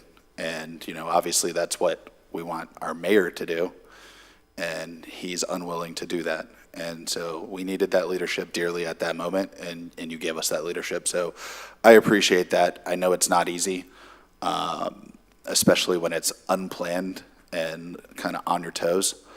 The other thing I'll say is that, the damage that's being done to our city, we're going to have to build trust, and we can only do it one day at a time, right? You don't get everybody's trust back tomorrow. So we need to do what's appropriate so that going forward we can build trust one day at a time, and hopefully a year from now we can look back and say that we've done the work to build back trust, that we're doing the work of the city for the residents of this city. And so to that, the other thing that you mentioned, it goes back to integrity and how do you work with somebody that you perceive as not having integrity. So there's just been a series of lies. It goes from small things to giant things. The removal of personal possessions from the office and then saying it's due to filming that never occurred and was not occurring. saying that I didn't say that while saying, yeah, I did actually, but probably they didn't take it the right way. So what was it? Did you do it? Did you not do it? The whole thing is just a fabrication and a witch hunt, but the report says that it happened, and also his own exhibit says that he did it. So it's just confounding in terms of integrity. How do you work with somebody that seems to not be truthful in many different ways? It makes it difficult going forward. I think that, in my opinion, the only avenue of discipline from our perspective that's allowed is what's been motioned, and I think that should go forward. I'd also advocate for the letter being sent to the state, because again, that's for review by the state, and they can review those findings and make that decision themselves, and that'll be up to them. So all we can do is ask and let someone else decide because of the form of government we are, which, it's a lesson in abiding by the rules, so that we're abiding by rules because the state has dictated what we're allowed to do here in some ways. Our charter also limits us, but to the point in the future, I'd also like consideration in making a motion to see what we can do, or maybe ask city attorney to review kind of what maybe other cities do in terms of discipline and policies, so that we have less of kind of a gray area here in the future, that we know, hey, this is the consequence to any action that violates the charter, and therefore we can hold someone's feet to the fire if they try to not abide by the charter. But in any case, thank you again for your leadership. I know that was difficult, and from my perspective, this is not anything anybody else wanted. I don't want to be working on this. I want to be working on the city and getting the city better every day. Instead, we're dealing with a constant distraction, trying to build trust while another person is trying to tear that apart. The accusations of corruption with no substance. It's been asked multiple times here at this dais. If you're going to say somebody's corrupt, please provide me with some evidence. We would love to investigate something and find anything that's not being done correctly within the city. And we can never, there's never any producing of any actual evidence. But it's an easy way for someone that doesn't actually have anything to say to cover up that fact that you don't have anything to say. And so I just have no confidence in being able to work forward. I think the absence today and assuming the mayor is okay, says the same thing. Not willing to do the work of the city, not willing to confront things that he may not like. If it's in a back room where he can intimidate somebody and tell them what to do, certainly willing to do it, but not in public. We can't talk about it there, right? So that's just my opinion on it. I think we should move forward. I'd urge everybody else to vote yay on this motion and the next. Thank you, Councilman Miller. Again, thank you, Vice Mayor, because you did a great job, both at the State of the City. I was there, and it was shocked. That's the first time I've experienced actually in person his diatribe, essentially, about the city. And that was kind of shocking. Really, I was there as a citizen at that point, and I don't want to hear that kind of, that's not the point of the State of the City message. And what you've said today is all true. My position is coming into this after the fact kind of thing. I did read the report, and I have to agree. I mean, it's important for the three of you to explain to me how we've gotten to this point, and you've done a good job on doing that. My concern is this, is that I'm willing to support this motion right now, but I don't think it would be wise for us not to have a unanimous vote on that. Given the situation and where we're headed, I think it would not, I just don't think, if we're going to make a motion, I think it should be unanimous. And if we have to wait for the investigator or the lawyer to come in and fill us in on some additional thoughts on recommendations and answer questions we might have from that may be okay. But for today, I think that on this motion, I really don't think we should not have a unanimous vote on it if we're going to vote for it. So I'm going to kind of fall in line what the other three of you think on this, because I'm the guy coming aboard, kind of after the fact. So that's one. Number two, I think there's a three-step process here. It's not, I don't think, with all due respect, I don't think it's a two-step process. They have an ethics committee at the state that looks at things like this, and I think that's a second step.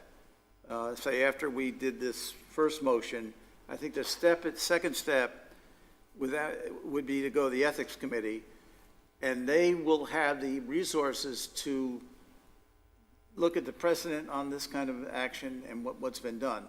I have serious doubts personally that if we send a letter direct to the governor today, he will not approve it. He will not approve it. And that's okay, we make our point.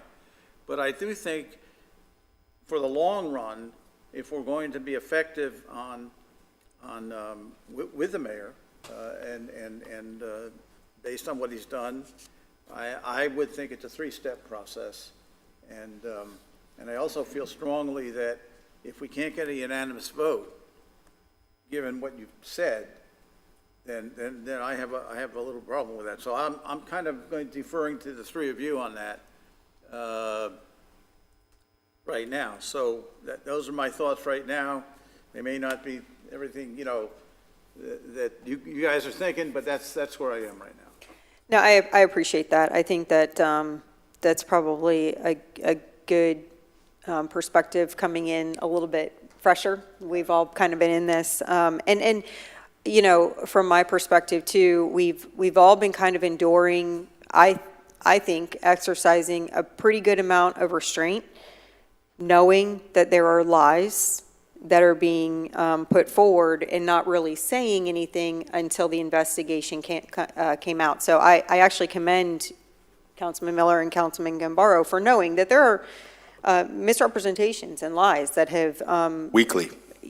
there's been a lot, and we've all just been kind of sitting here and as professionals, not saying anything and not getting on social media and defending what we know to be mistruths. So, and that's been tough because I think we all really care about the city, and so to know that, well, if there is really corruption going on, if there is really something, if there's, quote, spider webs, then bring them to the dais and let us all help in finding a solution. Because at the end of the day, we are supposed to be solution-oriented. And that has not been what has happened. There's been no solution orientation that's been coming from Mayor Norris. Rather, it's been, I'm going to say these very broad, make these very broad statements in interviews like with Flagler Buzz, but then not bring them to the dais so that we can find a solution, and that I have a problem with. City Manager, do we need to give, and we'll get back to, we will vote on the motion in just a moment, but just for our knowledge, for the investigator to come to council, has he said when he can come to council and actually present the report? Marcus has been coordinating that. Yeah, so if this council can give me a direction, I do have his availability. There's a couple of dates that he gave out to me that Tuesday is his best days, but he can make next Wednesday and Thursday available. And worst case scenario, he can make the first business meeting in May, which is May 6th, available. Okay. I would advocate for the earliest possible. Yeah, I agree. I really wish the mayor were here, not because I know it wouldn't be easy for him to sit there and listen to all this. It would be hard for anybody, and I don't wish that upon anybody, regardless of what they do, because it's hard. But he's not here, and ideally we'd make a motion like this and be able to have this conversation with him present, but we can't, none of us can control that. So with that, Allison, will you please call the vote? Roll call. Oh, I'm sorry, public comment. Public comment. I apologize, it's a motion. Public comment. Came all the way here for. I know, I'm sorry. I didn't know it was an evening meeting. Ah. Because you realize it's like 4:30. Almost there. Hi, Eddie Lang, Palm Coast. I knew this was going to come about because obviously it hit the news last night. And, as a community member, we elect you guys. I mean, I want to say I voted for most of you, because some of you guys were all appointed, so I didn't get that opportunity. But we elect people, we vote for somebody, they may win, they may not win. But in the end, we all have to come together and support who's leading us, and hope that they'll make the right decisions. We can come up here, use our public comment. I agree with you guys. I feel, my biggest concern now is, so you do this censure, all right? And, and God willing that he's okay and nothing's bad's happened, which, knock on wood, it's not. But he's not here today. And, he's probably not here for a reason, for whatever, if it is one of the reasons that we think, because he doesn't want to just face this right now. The way his attitude has been throughout now, what's it going to be now when you censure him? I mean, is he just going to sit back and go, okay, I'll be better now, and is that going to be the end of it? Or is this going to be an ongoing thing? Because he's got, what does he have, 4 years that we do this? This is going to be a long 4 years. And me as a citizen here in Palm Coast, I feel like we need things to get moving. This is getting old. I'm getting tired of there's always going to be something, but this is just getting out of hand. I happened to be at the HBA Parade of Homes Gala when Mayor Norris was speaking at State of the City. And I'll tell you, word travels fast. And he basically berated these people. Look, I get it. People have problems with builders, but they're lifeblood here. They live here too. There's a lot of people that live and work here in this county and in the city. And to berate them like that is ridiculous. I am for the censure. I hope you go ahead, and you should get the supermajority, because I don't think, we should have one out. I think you should get the supermajority in that vote. The governor, I agree with Mr. Sullivan. Congratulations, by the way. I agree, Mr. Sullivan. I feel like the governor probably won't do anything, maybe. But at this point in time, censure is the only way. But how do we move forward, though? And I really want to move this along quickly. Like, this has to get, whatever the process is with legal counsel, we just need the process to go and move along, because we spend so much time on this. You guys should be home right now. This is something that for the last 40 minutes you've been talking about, you should have been, adjourned. So, but I hope you guys make decisions. I support you, whether I agree with everything that you guys do or not. We have to support each other. The city has to grow. It's going to grow. That's no stopping that. But at this point in time, I'm even losing faith. I didn't vote for Mayor Norris. I'll tell him he's watching. I did not vote for him. But you know what? I supported him. He won. But now, what am I supposed? I can't support this. I can't support the way he's speaking to the city, how he's speaking to staff. Because honestly, the one thing I want to say, and I wasn't here, Brittany Kershaw is amazing. She does an amazing job. I'm glad I did Citizens Academy, and if the community really wants to know how all this staff, I met most of this staff, Lynn, all these guys are amazing. And you know what? They're doing the best they can with what they got. They're not corrupt. They're not trying to do anything to hurt the city. They're not rich. Otherwise, they take their money and run. They're working here for us. So I really appreciate it. But thank you, Brittany, all you guys do an amazing job. Thank you. Thank you, Mr. Lang. Public comment? Mr. Fuller?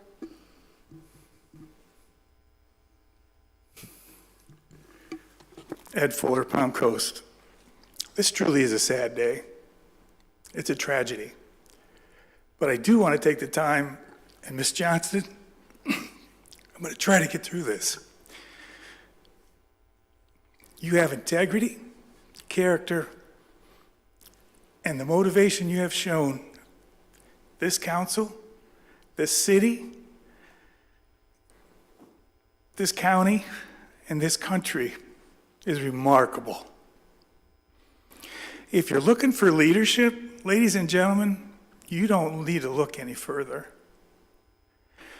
You are incredible when it comes to, you're a peddler of hope, of vision, of moving things forward on unbearable circumstances. And it's so unfair. You took that job for one and one purpose only, to lead the city, to make it better. And look what happened. I can't put it into words how I really feel, but I want to apologize from the bottom of my heart. What an example of leadership you have shown everyone here. What an amazing role model you are to men, women, children, that you know what? You stand up for what's right, no matter what those circumstances, no matter what the outcome, whatever a little poster's going to be, I'm going to blog this. Are you kidding me? You're amazing. And without a doubt, we are absolutely privileged to have someone of your caliber up there representing our city. You know, when people walk in the room, you can usually tell leadership. When you walk in a room, you are the leader. There's no question about it. And you put that face on there, and I tell you what, you melt people, but I know inside you've got to be hurting. And it's unfair. And this council, I'm glad you recognize it. This is really a tragedy beyond comparison.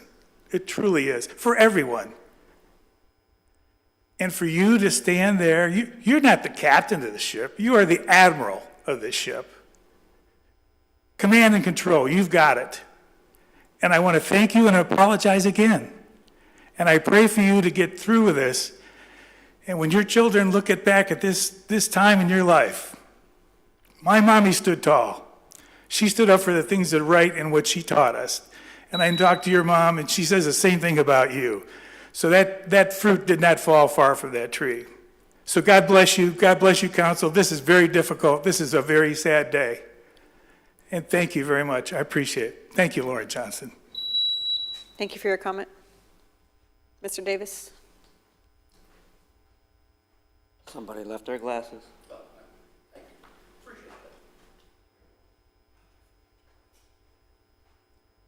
Good afternoon.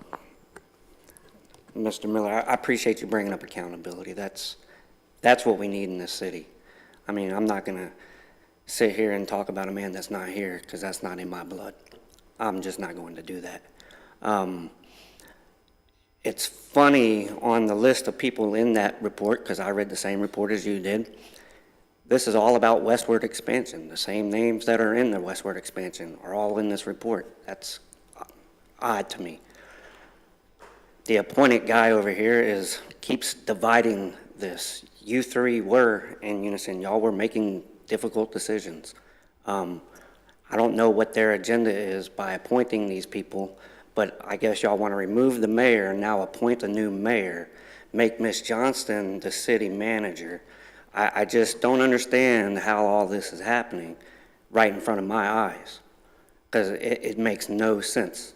We didn't vote for him. We voted for you three. We didn't vote for him either. I'm a resident. I do thank the city for what they are doing. I was here earlier. As you see, I had to leave because I have family matters. I did want to make a comment to say thank you to the city workers that are putting in that new culvert pipe that I've been asking for 2 years. That's why I was here earlier. But then I decided to come back because I knew this was going to happen. And it's wrong that y'all are doing this without him here to protect you or even say anything. It doesn't matter if he's wrong or right in it. We can all judge, right? But we're not here to judge. I want this city to move forward. They want this city to move forward. Quit holding this city back. He keeps bringing up these accusations. Well, maybe if we all worked together, he probably wouldn't be so defensive. I'm very defensive. I would love for those people to resign that he asked resign. That would be great in my books. That would be a win in my books because they did do me wrong. Those people did approve 62 Parati Lane, and there was zero accountability on that. My home did flood, and there's been zero accountability on that. But there has been admission because now we're getting a new culvert pipe that's 42 inches bigger. It just shows admission that the city was negligent, and he's been pointing it out. So now all of a sudden we want to bash the guy. It doesn't make sense. But when I talk about westward expansion and those names that are all on that list, that makes some sense. Think about that. Thank you for your comment.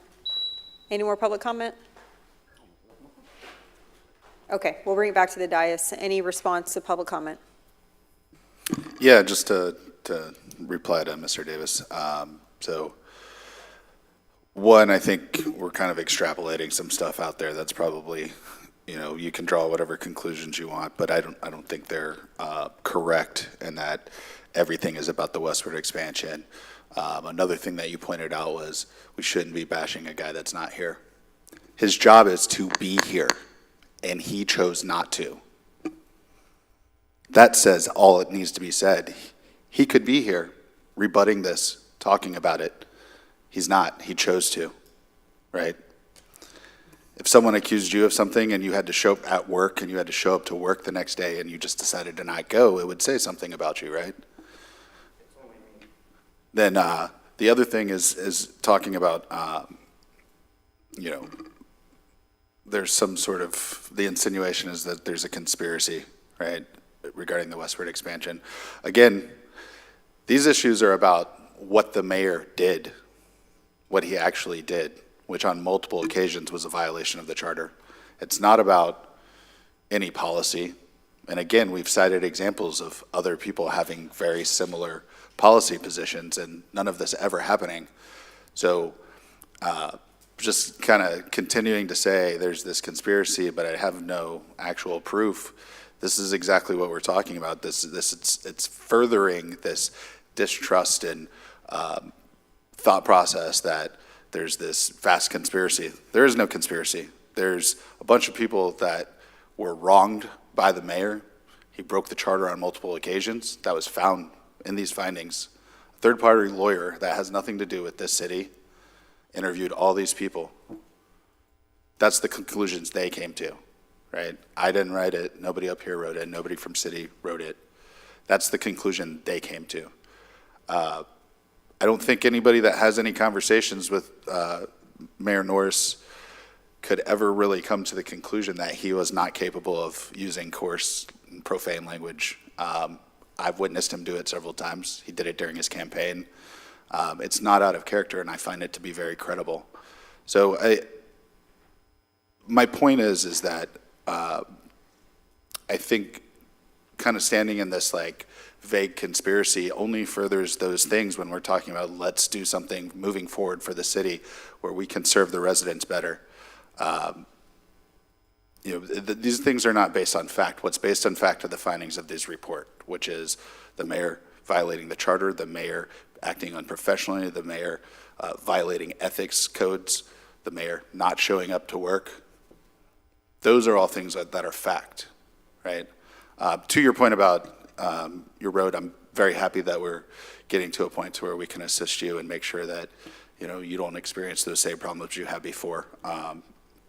So, if you ever experience anything else like that, feel free to come up and tell us. I'm listening.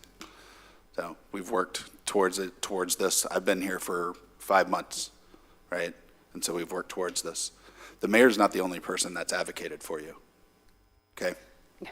Well, So, I'm not saying just him. I'm saying the three that I have voted for right here. no, I understand that. I think also, I know who advocates for me because I talk to y'all on a regular basis. I think also that the thing I also want to avoid with my colleagues here is that they were appointed, right? That's the process in the charter to fill seats. And if the mayor were to be removed, just so you know, the process in the charter is a snap election, right? So Yeah, it's a special election. Nobody's going to be appointing a mayor. The people will vote on a mayor again, if that were the case, if that were to move forward. So rest assured about that. But these people were appointed because that's the process that our government has created many years ago. Not us, we didn't do it, to fill seats. So they've been appointed by the other members of this council. I can tell you that I participated in no conspiracy to put specific people in, right? So one was appointed before I was here, one was appointed while I was here. So, I can't answer questions to that or some sort of,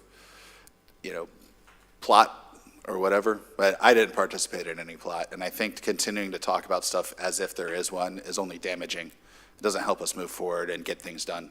We're doing stuff like this instead of doing the job to help you guys out, help ourselves out as well. We're all residents as well, so.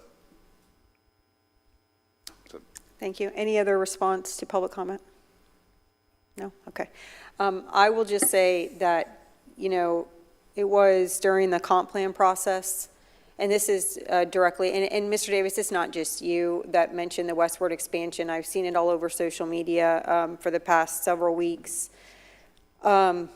It was me several months ago that exposed the fact that over $100 million in state tax dollar appropriations is being spent on a road that, per a development order, a private landowner and/or developer for out west was supposed to pay for.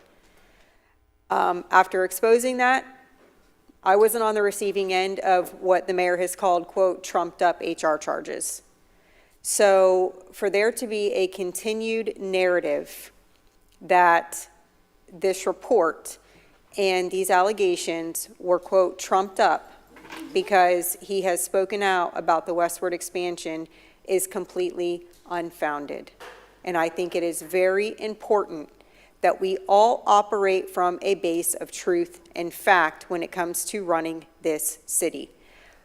If anybody has been outspoken about the amount and the pace of residential development, it has been me. And I have been on the receiving end of builders and developers right from that podium who have criticized me because of it. And you know what? When they request meetings with me to talk about other projects, I show up. And I put all of that other stuff aside and I do my job, because that's the job. The job is to do what's in the best interest of the city at all times. And as hard as it is for me to take some of the criticism that has been, in my opinion, of course, unfounded from that podium from those people, I still have to work with them because I'm not going to put my personal feelings and my personal agenda ahead of what I feel is in the best interest of the city, because that is the job. Just like showing up here is the job. So I think it's really important for those who are out there buying into this narrative to realize that it is just not true, plain and simple. So with that, and with there being seemingly no further comment, Allison, please call roll call vote.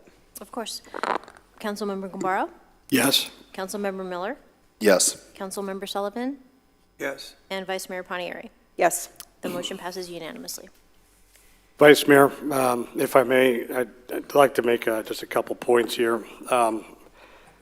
You know, as I think back on our long day today, today is like a textbook example of how we should be conducting business, working together, debating issues, compromising, because that's the only way we're going to get anything done, right? We did it on the utility rate increase.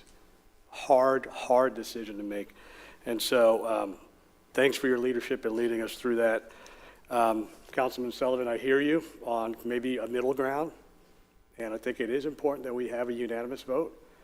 Councilman Miller, I also hear you on it'd be good to get the investigating attorney to come in and lay out the recommendations, but also the recommendations on going forward on how we might be able to better structure the charter, because we're getting ready to go through a charter review on that. And so, and I think after that point, after engaging with the attorney and moving forward, you know, we think we send a letter directly to the governor. Then we do it at that point, and then we also agree to move forward on, you know, things to look at as we do the charter review. But I think the evidence is there. The findings are there to send a formal complaint to the Ethics Commission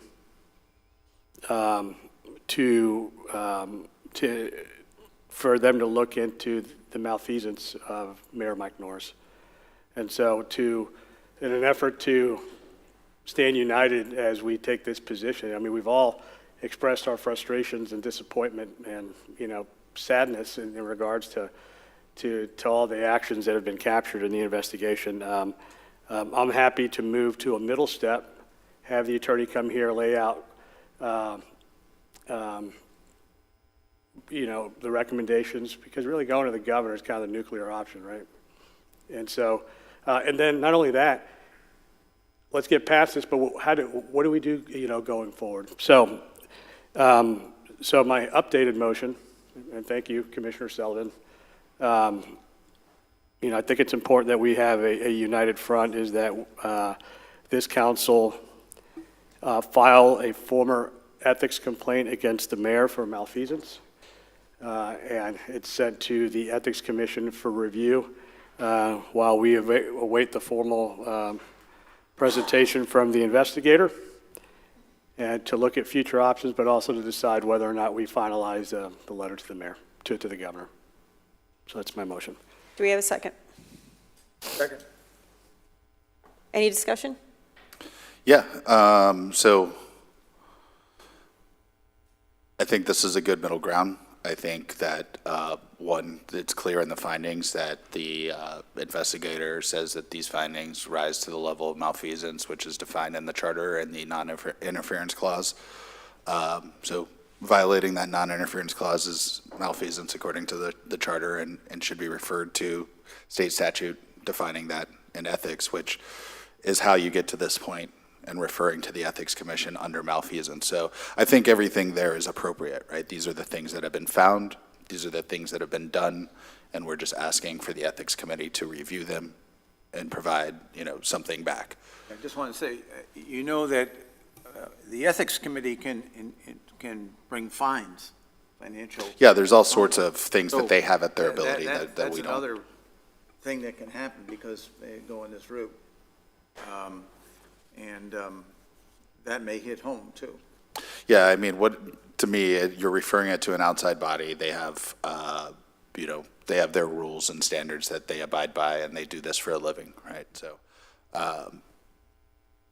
essentially, it's taking it out of our hands, which I'm in favor of, because obviously we're probably a little bit too close to it, right?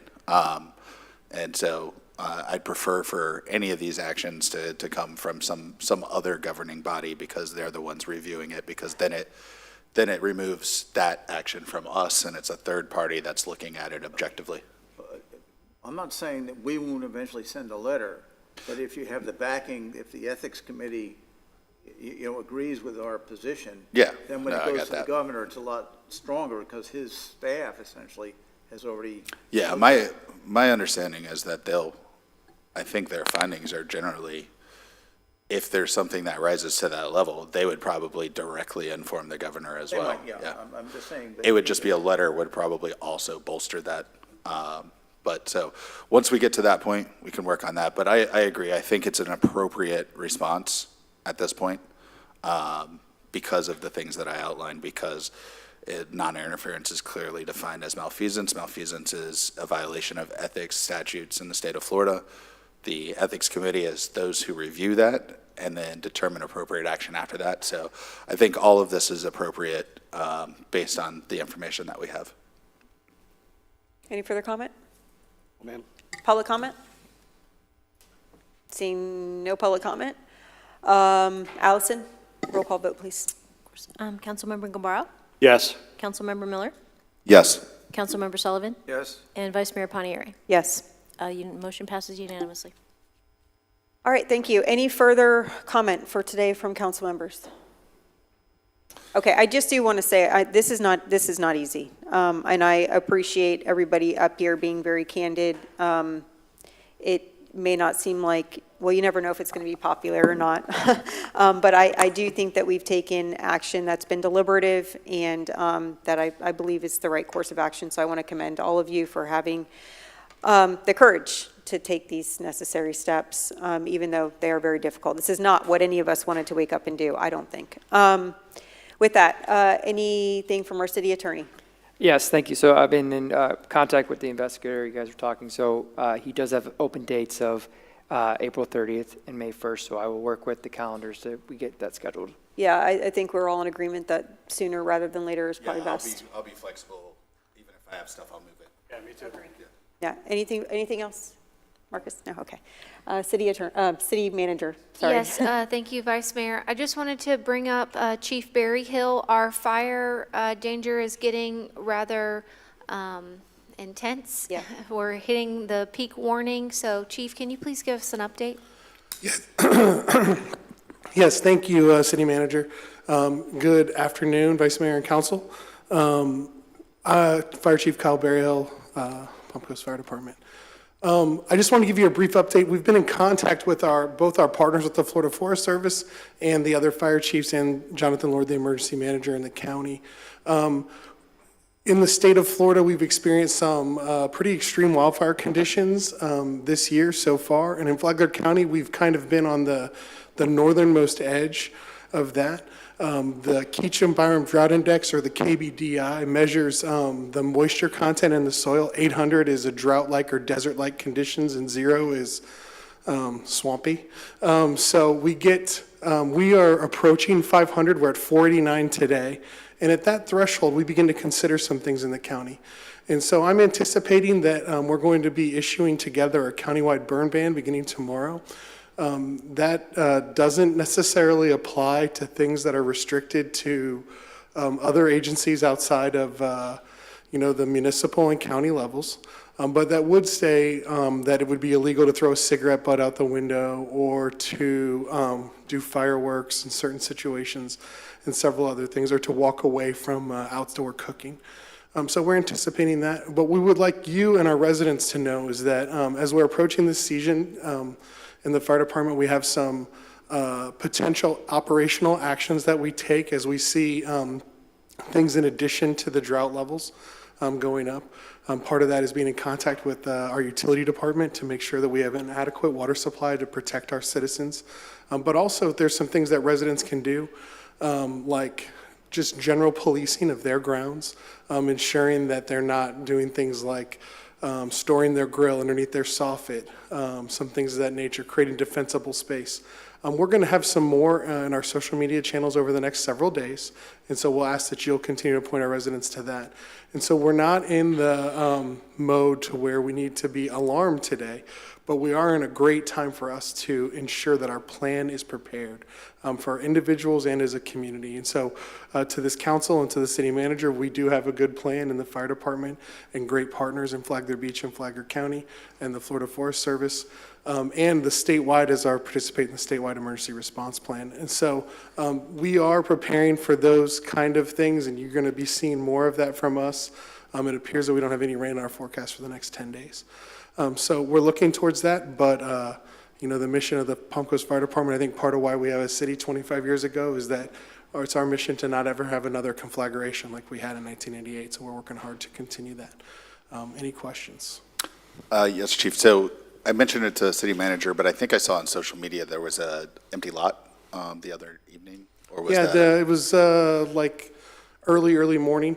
Yeah, it was like 4 a.m. or something And so like that. we're starting to see those. When I was kind of cutting my teeth, that was a weekly occurrence because we had more empty lots. Mm-hmm. It's not quite as frequent today, but it is something that we're seeing more of.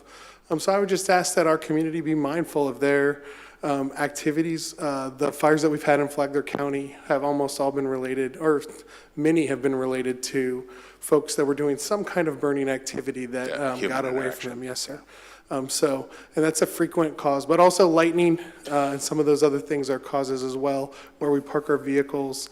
There's several best practices associated with preventing wildfire and then making our homes very defensible. So No, I remember in the 90s, I feel like it was a situation similar to this, where it was dry for very long, and then when you started to come out of that dry season, just right on the edge, you start to get these small thunderstorms, and that's when the lightning starts sparking everything. So, obviously, even when we start to get rain, we're still very much at risk going forward. yes, sir. So that's part of why we're taking action early. We have some triggers built into our system to move from like a level 1 readiness to a level 2 wildfire readiness in the municipal fire departments. The Florida Forest Service has already moved theirs to a level 3 readiness, which is above their normal, a bunch of numbers here, right? But part of that is additional staffing is a potential. We're not there yet. We start letting our firefighters know when you come to work for your 24 hours, be prepared to not go home until it's time. Yeah. So some of those kind of things and just brushing up on, those types of things. But we have the ability to staff up when there's some opportunities like that, and it's not a muscle we haven't exercised. It has been a while, but we're prepared. Is there anything we can do? I know obviously now is probably not going to fix that in terms of any policy from the city, but is there anything we can do in terms of requirement of undeveloped lots or things to, reduce the vegetative understory, so to speak, so that you don't have situations like this, or at least they're mitigating them in some way so you don't have them going up and taking homes with them? Well, I'm going to say both like a big picture and a personal thing that can be done. From a city standpoint, big picture, we've adopted language into the comp plan that talks about ways that we're attempting to mitigate wildfire as we go into what we call the wildland urban interface areas. It used to be almost all of Palm Coast was this area. But as we, move into some newer areas, how we deal with, that frontier where the woods is butting up to where residents are is going to be a place of concern for us, and creating defensible space. There's actually Chief Forte wrote a white paper on his way out that details some opportunities. I can send that to this council. But then individually in the city, we have some rules associated with wildfire mitigation. So if you live next to a vacant lot and the brush next door to you has either grown too big or grown across the property line, you can file a case with our code enforcement for wildfire mitigation.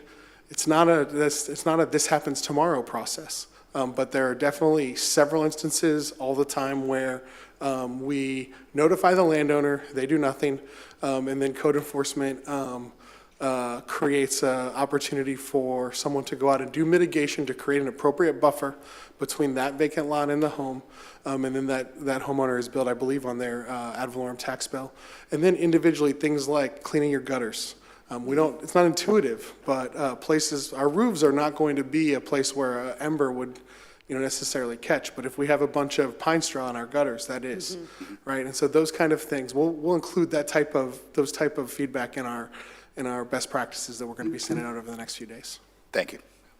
Any other comment, questions? No, it's going to get worse, I suspect. Thank you very much, Chief. We Yeah, appreciate thank you it. very much.